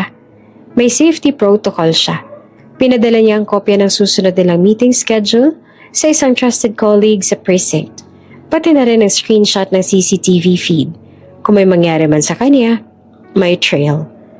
Noong muling nagtungo si Gemma sa mansyon ni Doña Celia upang magbigay ng report or update, napansin ni Inigo na tila ba may kung anong bumabagabag sa dalaga. Detective Gemma, ano pong nangyari? Kagabi may nag-offer sa akin. Well, ilang perks para itigil ko ang investigasyon. And I declined. Mga kapatid ba ni Doña Celia? Tanong ni Inigo. Yes, they offered money. Threats. Sagot ni Gemma. They wanted to hush this. They're desperate. Kung ganon, tiyak nga na may kinalaman sila sa nangyari sa anak ni Doña Celia. Yes, wika ni Gemma. Diretso ang tingin. I'm now 100% sure. Kaya kailangan na itong malaman ni Doña Celia. This is a signal. We move wisely now. Kailangan mo rin na mabantayan si Doña Celia dahil hindi natin alam kung anong gagawin nila. Nang sabihin niya kay Doña Celia ang tungkol dito, ay hindi ito naniwala sa kanya. Sa sumunod na mga araw, halos gabi-gabi nagtatangkang sumunod o sumalakay kay Detective Gemma. May misteryosong lalaki na nagtatangkang dukutin siya habang pauwi mula sa mansyon. Sa pangatlo, may liham na iniwan sa ilalim ng kanyang pinto. Tigilan mo ng ginagawa mo. Kung ayaw mong sumunod sa yapak ng nawawala. Ngunit sa kabila ng lahat ng ito, nananatili siyang buo at matalino. Hindi siya nadadala ng takot. Bagkos lalo lamang siyang naging determinado. Nang nakumbinsi na siya na hindi lang basta chismis o simpleng hinala ang kanyang hawak, na may malinaw na koneksyon ng mga kapatid ni Doña Celia sa pagkawala ni Isabela, nagpa siya siyang makipag-usap ng harapan sa matanda. Sa isang hapon na puno ng tensyon, nadatnan niya si Doña Celia sa loob ng opisina nito. Nakaupo sa isang antigong silya habang nakatingin sa lumang larawan ng anak. Ang mga mata ng Doña ay malabo na sa pag-iyak, tila muling bumabalik sa bawat alaala. Doña Celia, maingat na bungad ni Gemma. Kailangan po natin na mag-usap. Hindi na po ako pwedeng manahimik. Lumingon si Doña Celia, may pagod sa mukha. Hindi ba't sinabi ko na sa'yo? Huwag mong idadamay ang pamilya ko sa pagkawala ng anak ko. Huminga ng malalim si Gemma. Pero ma'am, wala pong ibang direksyon ng kaso. At sa lahat ng palatandaan, sila lamang po ang pinakamalapit na suspect. Nanigas ang mukha ni Doña Celia. Tumayo ito. Ang tinig ay nanginginig sa galit at sakit. Wala kang karapatang pagbintangan ng mga kapatid ko. Sila na nga lang natitirang pamilya ko. Matagal na ako nagdurusa sa pagkawala ni Isabela. At ngayon, ikaw na akala ko'y makakatulong, siya pang sisira sa natitira kong pamilya. Nakatitig lamang si Gemma. Kita ang sakit sa mga mata nito. Pero hindi siya umatras. Dahan-dahan niyang inilabas ang kanyang recorder mula sa bulsa at plinay ito. Nagmula sa maliit na speaker ang boses ni Don Lorenzo, Doña Mercedes. Kung talagang seryoso ka sa kasong to, we can assist you. We can compensate you, so stop poking around. Hindi to bribe. It's an opportunity, so cut everyone out quietly. Hindi niyo ako mababayaran. Sagot ni Gemma sa recording. Hindi niyo mababayaran ang prinsipyo ko. At kasunod noon, ang malamig na boses ni Mercedes. Kung susubukan mo kaming guluhin, you'll regret it. Napatigil si Doña Celia. Nanlalaki ang mga mata habang pinakikinggan ang bawat salita. Nabitiwan niya ang hawak na rosaryo at napaupo muli sa silya. Nanginginig ang kamay. Diyos ko, mahina niyang sambit. Sinubukan ka nilang bayaran? At tinakot ka pa? Tumango si Gemma. Lumapit siya sa Donya. Marahang inilagay ang recorder sa mesa nito. Ma'am, ani Gemma. Sa nakalipas sa ilang dekada, hindi ho ba kayo nagtataka kung bakit tila ba lahat ng mga humahawak sa investigation ng pagkawala ng inyong anak ay tumigil bigla? Niwala man lang malinaw na sagot. Wala man lang natutukoy na lead. Hindi ho ba sumagi sa isip ninyo na baka sila ay binayaran o tinakot? Katulad po ng ginawa nila sa akin? Tumulong luha ni Doña Celia. Hindi niya alam kung paanong tatanggapin ang narinig. Ang puso niya ay nahahati sa dalawang bahagi. Ang pagmamahal at pagtitiwala sa mga kapatid na matagal niya nang kasama. At ang matagal niya nang hinahanap na katotohanan tungkol sa anak na si Isabela. Hindi ko kayang paniwalaan. Nanginginig ang tinig ng Donya. Paano nila magagawa sa akin to? Sa sarili nilang dugo at laman? Alam ko po ang mahirap tanggapin. Sabi ni Gemma at bahagyang lumuhod sa harap ng matanda upang ipakita ang kanyang sinseridad. Pero ma'am, ito po ang pinakamalapit nating sagot. At kung hahayaan nating manatiling nakatago ang katotohanan, baka tuluyan ang hindi makamit ang hostisya ni Isabela. Hindi lang po ito tungkol sa inyo, kundi sa kanya. Sa batang nawala nang walang kasalanan. Humagulgol si Doña Celia. Tinakpan ng panyo ang kanyang bibig. Halos mahulog sa bigat ng kanyang nararamdaman.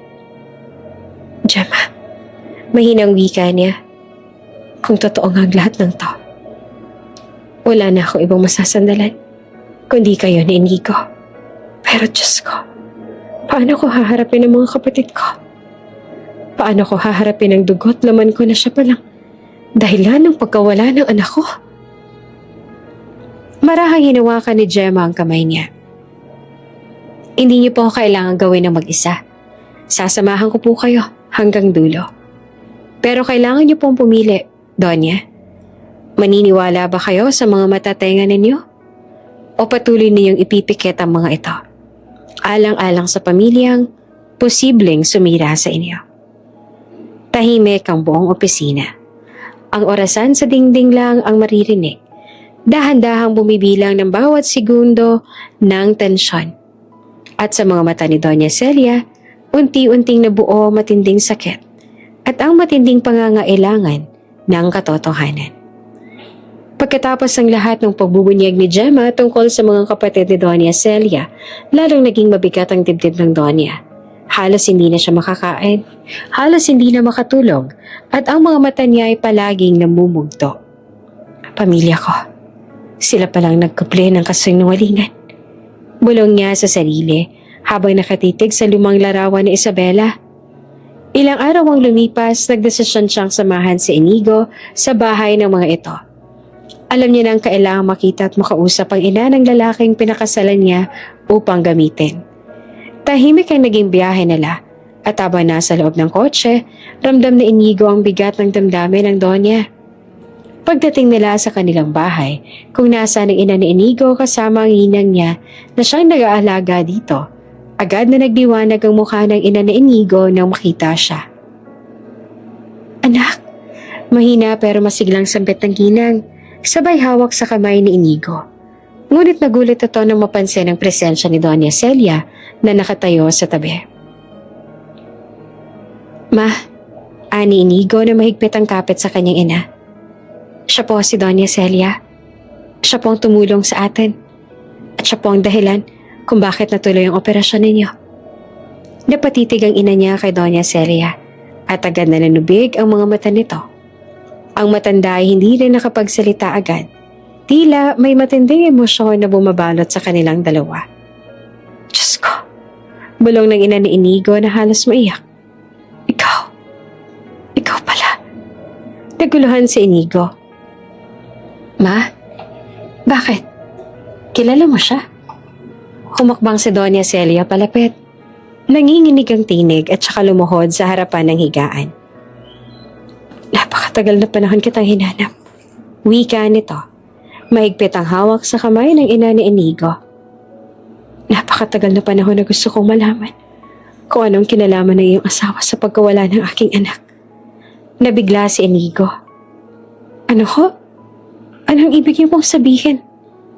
Napaluha ang kanyang ina, tuluyan ng bumigay. Anak, may mga bagay na hindi ko nasasabi sa'yo.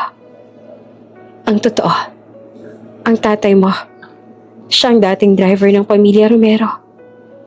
Nanlaki ang mga mata ni Inigo. Ano? Tumango ang kanyang ina, nanginginig sa sakit ng alaala. Samantalang si Doña Celia naman ay lumuhod sa harapan ng kanyang ina para ito ay magsumamo. Margarita, alam ng Diyos kung gaano kita katagal na hinanap.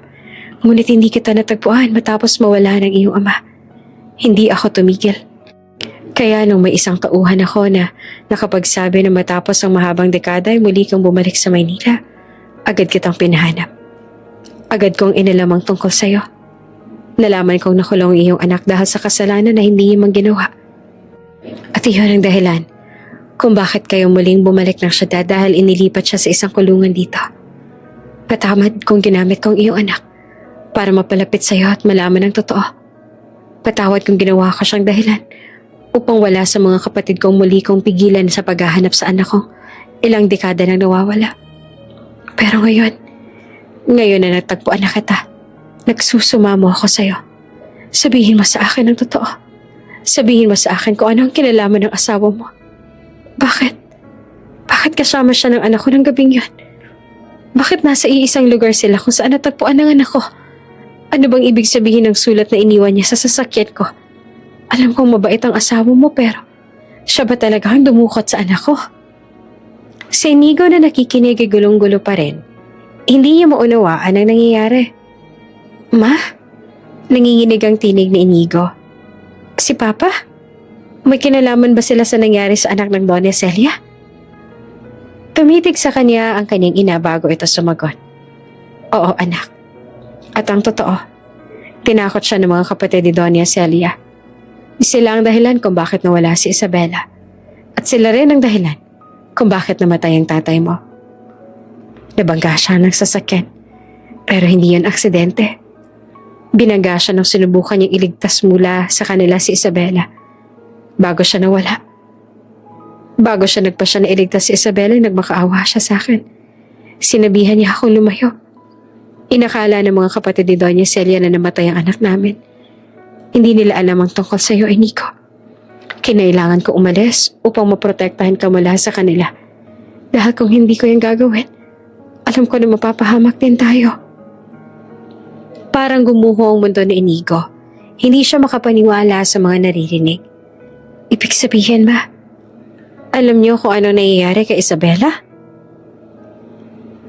Hindi ko alam ang lahat. Sagot ng kanyang ina. Nanginginig ang mga kamay. Pero bago mamatay ang papa mo, iniwan niya sa akin ng isang liham. Sabi niya pagdating ng tamang panahon, ibigay ko raw to sa'yo. Pero hanggang ngayon hindi ko alam kung kailan ang tamang panahon na yon. Nanginig si Doña Celia. Hindi malaman kung iiyak ba o magagalit. Nasaan ang liham? Sabihin mo sa akin, kailangan ko ng kasagutan. Ngunit mahina lang ang sagot ng ina ni Inigo. Hindi ko pa alam kung handa ka. Kung handa kayo ni Inigo. Ano tayong lahat sa katotohanan na nakasulat doon. Nagkatinginan sina Inigo at Doña Cecilia. Parehong naguguluhan. Parehong puno ng tanong. Parehong takot sa katotohanan na maaaring tuluyang bumago sa kanilang mga buhay. Hindi na makapaniwala si Inigo sa mga nadiskubre niya.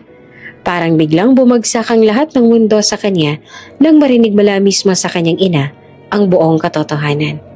Na ang kanyang ama, na buong buhay niyang iniidolo at iniisip na isang simpleng driver lang na tahimik na namatay, ay isa palang taong kinasangkapan at pinilit gumawa ng isang mabigat na kasalanan. Ma, mangiyak-ngiyak na wika ni Inigo habang nanlalaki mga mata. Totoo ba lahat ng yun? Na si Papa, pinilit nilang gamitin para kunin ang anak ni Doña Celia. Tumulo ang luha ng kanyang ina at mahigpit itong hinawakan ng kamay ng binata. Inigo anak, wala akong lakas sa loob na sabihin sa'yo to noon pa man. Bata ka pa, tsaka natatakot ako na baka pati ikaw ay madamay. Pero oo, totoo anak, ang papa mo, ginamit siya ng mga kapatid ni Doña Celia. Tinakot kami noon. Ako, ikaw na bagong silang pa lang. Wala siyang nagawa kundi sumunod. Pero hindi ibig sabihin noon ay kasabwat siya. Lahat ng ginawa ng papa mo para maprotektahan tayo. Hindi na napigilan ni Inigo ang mapahagulgol. Para bang lahat ng iniisip niyang tahimik at normal na buhay nila ay biglang naging bahagi ng isang madilim na kasaysayan. Pero kung ganun ang ibig sabihin, si Papa, siyang dahilan kung bakit nawala si Isabela. Hindi ito tumugon. Dahan-dahang tumayo ang kanyang ina. Lumapit sa isang lumang aparador. May inangat ng isang kahon. Binuksan ito at kinuha ang isang matandang sobre. Nang mailapat iyon sa kamay ni Doña Celia, naginginig ang buong katawan ng ginang. Hawak-hawak ang sulat, para bang bumabalik lahat ng alaala ng pagkawala ng anak niya. Nanginginig ang kanyang labi at halos hindi niya mabuksan ang sobre. Si Inigo na ang tumulong at sa pagbukas nito, nakita nila ang papel ay halos kupas na. Ngunit malinaw pa rin ang sulat kamay ng ama ni Inigo. Nagsimula ng basahin ni Doña Celia at habang tumatagal ay bumabagsak ang kanyang mga luha. Doña Celia, patawad. Malaki ang utang na loob ko sa inyo ni Don Alaric. Kayo ang dahilan. Kaya nabigyan ko ng maayos na buhay ang aking pamilya. Alam ng Diyos na ginawa akong lahat na para maging tapat sa inyo. Nanumpa ako maging mabuting trabahador ninyo. At nang inyong nag-isang anak na si Isabela, hindi ko ginusto ang lahat ng ito. Pinilit nila ako. Ang mga kapatid mo mismo. Gusto nilang maagaw ang lahat ng yaman at impluwensya ninyong mag-asawa. Kaya tinutusan nila akong kunin si Isabela. Dahil kapag nawala ang inyong nag-iisang tagapagmana, mas malaki na ang tsansa na mapasakamay nila ang iyong yaman. Tinakot nila ako. Napapatayin ang mag-ina ko kapag hindi ako sumunod. Pero hindi ko kinaya ang konsensya ko. Plano kong iligtas si Isabela. Kung sakaling mawala man ako, tandaan mo hindi ako kailanman kumampi sa kanila. Si Isabela, nailigtas ko. Sinubukan ko. Patawarin niyo sana ako. Manuel. Nabitawan ni Doña Celia ang giyam at halos bumagsak siya sa upuan. Mga kapatid ko, silang nagplano. Silang dahilan ng lahat ng dinadanas ko. Lumingon siya kay Inigo. Umiiyak na parang isang bata na nawala ng lahat. Paano ko ito tatanggapin? Pamilya ko sila. Ngunit sila mismo sumira sa akin. Yumuko si Inigo. Dama ang bigat ng sitwasyon. Doña Celia, naiintindihan ko kung gaano kasakit ito. Pero kung may natutunan man ako sa lahat ng nangyari, isa lang ang malinaw. Hindi dapat nananatiling tahimik ang katotohanan. Kung hindi natin sila ilalantad, lalo lang silang lalakas at magpapatuloy ng kasamaan. Nag-angat ng tingin si Doña Celia. Puno ng luha, ngunit may bagong ningas ang determinasyon sa kanyang mga mata. Matagal ko nang hinahanap ang hustisya para sa anak ko. Batid kong wala na siya. Ngunit ang pinaka-nananais ko ay ang hustisya para sa kanya. Matagal ko lang pilit na iniintindi kung bakit tila lahat ng investigador na humahawak sa kaso ng anak ko, maliban na lamang kay Gemma, ay biglang tumitigil. Ngayon ko lang lubos na nauunawaan. Binayaran at tinatakot pala na sila ng mga kapatid ko. Pero hindi na ngayon. Hindi na nila matatakasan ang ginawa nila. Sumabat ang ina ni Inigo na ngayon humahagulgol na rin. Doña Celia, patawad. Patawad kung hindi ko agad sinabi. Natakot ako. Pero ngayon handa na ako magsalita.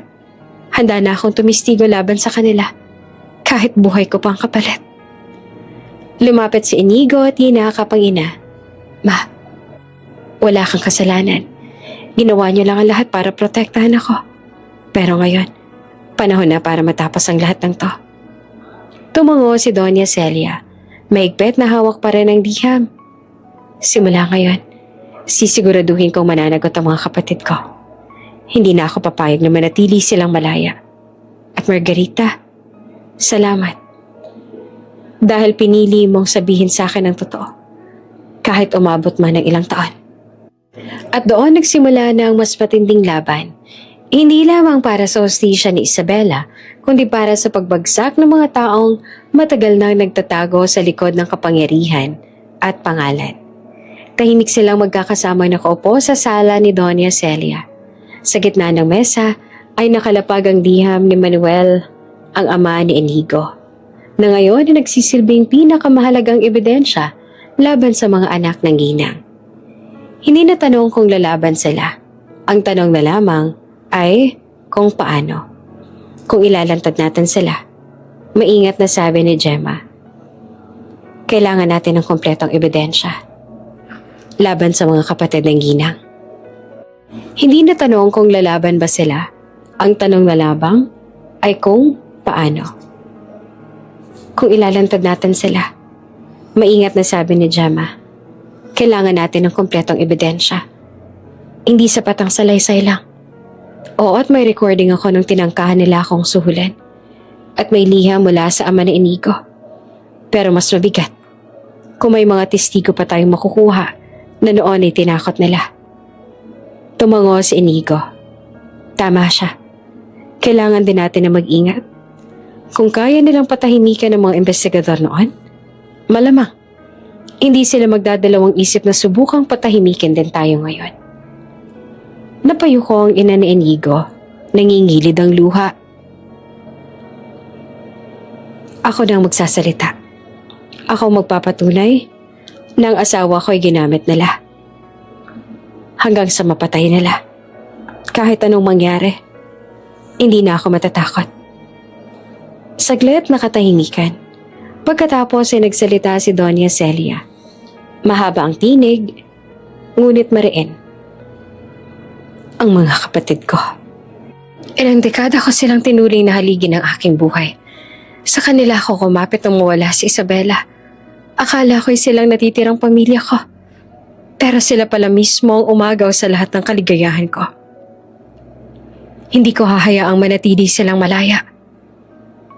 Huminga ito ng malalim. Hawak pa rin ang liham na parang ito ang bagong puso niya. Maghain tayo ng kaso. Harapin natin sila sa korte. Doon ko mismo ipaparinig sa buong bayan kung paano nila ako niloko. Kung paano nila pinatay ang lahat ng pag-asa ko. At sa harap ng hukom at ng lahat ng tao, sasabihin ko sa kanila. Tumulo ang luha sa mga mata ng Donya, ngunit matalim ang titig. Na nagtiwala ako sa kanila. All this time, sila palang nasa likod ng pagkawala ng anak ko. Nagtagpo ang tingin nila ni Inigo at Gemma. Pare-parehong may kaba, may takot, pero higit sa lahat ay may lakas ang loob. Hindi na ito laban lang ng isang tao. Isa na itong laban para sa katotohanan, para sa hustisya, at para sa lahat ng taong niloko at sinaktan ang kapangyarihan ng mga Romero. At doon sinimulan nila ang masusing plano kung paano nilang haharapin ang korte. Ang isa sa pinakamakapangyarihang pamilya, mismong dugo ni Celia. Maliwanag ang ilaw ng korte at tila bawat mata ay nakatutok sa gitna. Ang mga mamahayag ay naroon. Mga recorder at camera ay nakatutok sa harap. Sabik na makita ang pagtitiis ng isa sa pinakamakapangyarihang pamilya sa bayan. Ang mga Romero na siya ngayong magkakalaban.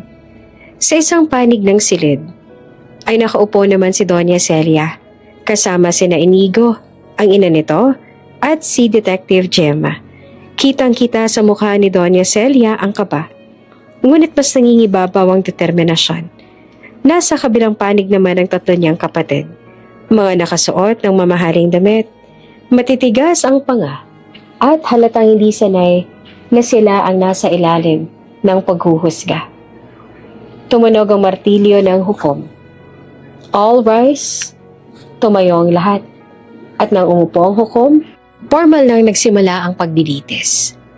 Your Honor, narito tayo upang litisin ang kasong may kinalaman sa pagkawala at pagkamatay ni Isabela Romero, anak ni Celia Romero. Ang mga akusado ay walang iba kundi ang mismong mga kapatid ng ina ng biktima. Tumuro ang prosecutor sa kanila na sa loob ng maraming dekada ay tinuturing na malinis ang pangalan, ngunit ngayon nalantad na may bahid ng dugo at kasakiman. Nagbulungan ang korte. Nagsalita ang defense lawyer ng kabilang panig. Objection, Your Honor. Purely speculative. Wala silang konkretong ebidensya. Noted. Proceed but stay on point. Umupo ang prosecutor at agad na tinawag ang unang testigo, ang ina ni Inigo. Mabait ang paghinga nito nang lumapit sa witness stand. Pakisabi po sa korte kung anong nalalaman ninyo tungkol sa nangyari. Utos ng prosecutor. Nanginginig ang tinig na nagsalita ang ina ni Inigo. Ang asawa ko. Siya po ang dating driver ng pamilya Romero. Noong panahong yon, bago pa lang ako nanganak kay Inigo, isang gabi, dumating siya na takot. Sinabi niya sa akin na pinilit siya ng mga kapatid ni Doña Celia na kunin ang bata. Sinabi niya na kung hindi niya gagawin, papatayin nila kaming mag-ina. Wala siyang nagawa. Tinakot siya. Tumulo ang luha ng ginang at naroon naman si Inigo na nakatingin, mahigpit ang kapit sa bangko. Pero nagsisisi siya. Sabi niya na ililigtas niya raw ang bata. At bago siya umalis, iniwan niya sa akin ng isang sulat. Sabi niya kung sakaling hindi na siya makabalik, ibigay ko raw ito kay Doña Celia kapag dumating ang panahon. Inilahad ng prosecutor ang liham. Isa-isa itong binasa sa korte. Nakasulat doon ang buong plano ng mga kapatid, ang pananakot, ang kagustuhan nilang mapasa kanilang yaman sa oras na mawala si Isabela. Nang matapos, nagsimulang mag-ingay ang mga tao sa korte. Galit, gulat, at pagkasok lamang nangingibabaw. Objection! Pekeng liham na yan. Hindi yan mapapatunayan. Tumayo si Detective Gemma. May recording ako. That day, na tinangka nilang suhulan ako, nakalagay doon mismo na sinabi nila kung paano nila pinatigil lahat ng investigador na humawak sa kaso. Kung gusto ninyong marinig, handa akong ipatugtog ito ngayon. Play the recording, utos ng hukom. At mula sa maliit na recorder, umalingaw-ngaw sa buong silid ang mga boses ng mga kapatid ni Doña Celia. Nabagsakan ng matinding katahimikan ng buong korte. Ang mga kapatid ni Doña Celia ay namutla. Tumayo si Doña Celia, hindi na siya napigilan ng abogado o kahit na sino. Ang kanyang tinig ay nanginginig ngunit puno ng galit at sakit. Mga kapatid ko, alam niyo ilang dekada ako nagdusa. Ilang gabi akong umiyak.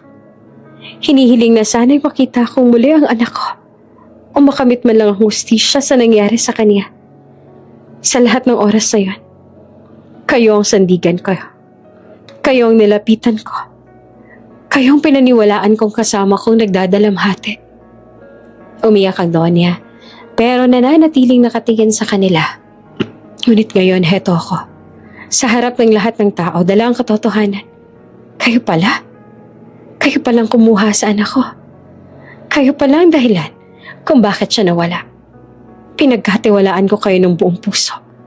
At ang kapalit ay ang pagkawasak ng buhay ko. Lalo humigpit ang boses ng Donya. All this time, kayo palang nasa likod ng pagkawala ng anak ko. Hindi ko kayo mapapatawad. Nag-echo ang mga salita niya sa loob ng korte. Ang mga tao ay napatingin sa tatlong akusado. Mga nakatungo, pawis sa pawis at hindi makatingin ng diretsyo. Order in the court. Ngunit huli na. Ang damdamin ng lahat ng naroon ay malinaw na ang hustisya ay nasa panig na ng matanda. Dahan-dahang naupo si Doña Celia. Nanginginig pa rin. Mabigat ang katahimikan sa loob ng korte nang bumalik ang hukom matapos ang deliberasyon. Ang bawat tao ay nakayuko. Nag-aabang kung ano ang magiging hatol. After reviewing the evidence, the testimonies and the recorded conversation, this court finds the accused guilty. Umalingaw-ngaw ang salita. Tulad ng malakas na tunog ng martilyo, parang gumuho ang mundo ng tatlong kapatid ni Doña Celia. For the crime of kidnapping with homicide Compounded by obstruction of justice and intimidation, this court sentences you reclusion perpetua. You shall spend the rest of your lives in prison. Tumigil ang oras para kay Doña Celia. Ang matagal niya nang hinahanap na sagot ay nasa harap na niya. Ang mga kapatid na minahal at pinagkatiwalaan niya, ngayon ay haharap na sa hustisya. Hinarap ni Doña Celia ang mga kapatid. Hustisyang nakuha ko. Pero hindi na maibabalik ang anak ko. Ang kapalit ng kasikaman ninyo ay habang buhay na pagkakakulong. At kahit doon, dalhin ninyo ang bigat ng ginawa ninyo. Ang tatlong akusado ay walang nasabi. Nakayuko at walang mapuntahan ng kanilang mga mata. Niyakap ni Inigo ang kanyang ina at si Doña Celia. Naroon si Gemma, tahimik ngunit matatag ang presensya. Tanda ng kanyang paninindigan mula simula hanggang wakas. Case closed. Tumunog muli ang martilyo at sa wakas, nakahinga si Doña Celia. Hindi dahil nawala ang sakit, kundi dahil natapos ang matagal na laban. Para sa maraming dekada ng paghahanap at pagdurusa, doon ay nagbigay ng katapusan ng korte. Hindi pagbabalik ng nakalipas, ngunit isang peraso ng hustisya na matagal na ang hinihingi. Paglabas nila mula sa silid-hukuman, nagmistulang nagbukas ang langit para kay Doña Celia. Lumakad silang magkakasama, si Gemma, si Inigo, at ang ina ni Inigo. At ang kanyang maliit na grupo ng mga tumulong, dala-dala ang bigat ng nangyari. Uminto si Doña Celia at hinawakan ng kamay ni Gemma. Detective Gemma, I don't know how can I ever thank you. Without you, this day would never come. Ngumiti naman si Gemma. All I wanted was justice to finally be served, Doña. And that's more than enough for me. Bumaling naman si Doña Celia sa ina ni Inigo at pinisil ang kamay nito. Thank you for your courage, for opening the truth. Without you, this light would never reach us. At saka siya lumapit kay Inigo. Mabigat ang hakbang pero matatag ang boses. Inigo, you've suffered so much because of me. But today, I must set you free. Naguguluhan si Inigo at hindi makapagsalita. Our marriage, it was never real. Peke ang marriage contract na pinirmahan mo. I held on to you because I was searching for the truth. But I will not chain you to my name any longer. You are free from now on. Free to love, free to marry, free to live the life you deserve. Nangingilid ang luha ni Inigo habang lumuluhod siya at hinawakan ng kamay ng matanda. Doña, hindi ko po alam kung paano ko sasabihin ko ngunit maraming salamat po. Ngumiti naman si Doña Celia. Thank you for everything, Iho. I will always remember you as the light that came into my darkest night. And if one day, if you find happiness, that will be enough for me. Lumipas ang ilang araw, tahimik ang mansyon. Mag-isa na lang ulit doon si Doña Celia dahil bumalik na si Inigo sa kanyang ina. Ngunit hindi na gaanong mabigat ang hangin. Habang nakaupo sa veranda, hawak ang lumang larawan ng kanyang anak, tumingin si Doña Celia sa kalangitan. Isabella, I hope you're happy wherever you are. At last, justice is yours. I'm letting you go now, my child. Be free. Tumulo ang luha niya, ngunit may ngiting dumampi sa labi. Payak, ngunit puno ng pag-asa. Para sa unang pagkakataon sa mahabang panahon, naramdaman niyang may liwanag pa rin naghihintay sa dulo ng lahat ng sakit.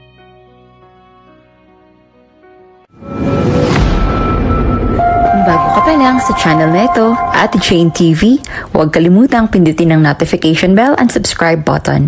Sana po hindi naman malaking abala sa inyo ang pagpindot ng subscribe button dahil ang kapalit po nito ay ang pagsuporta para makapag-produce ng mga libreng stories sa mga channels ni Ate Jane. Maraming salamat!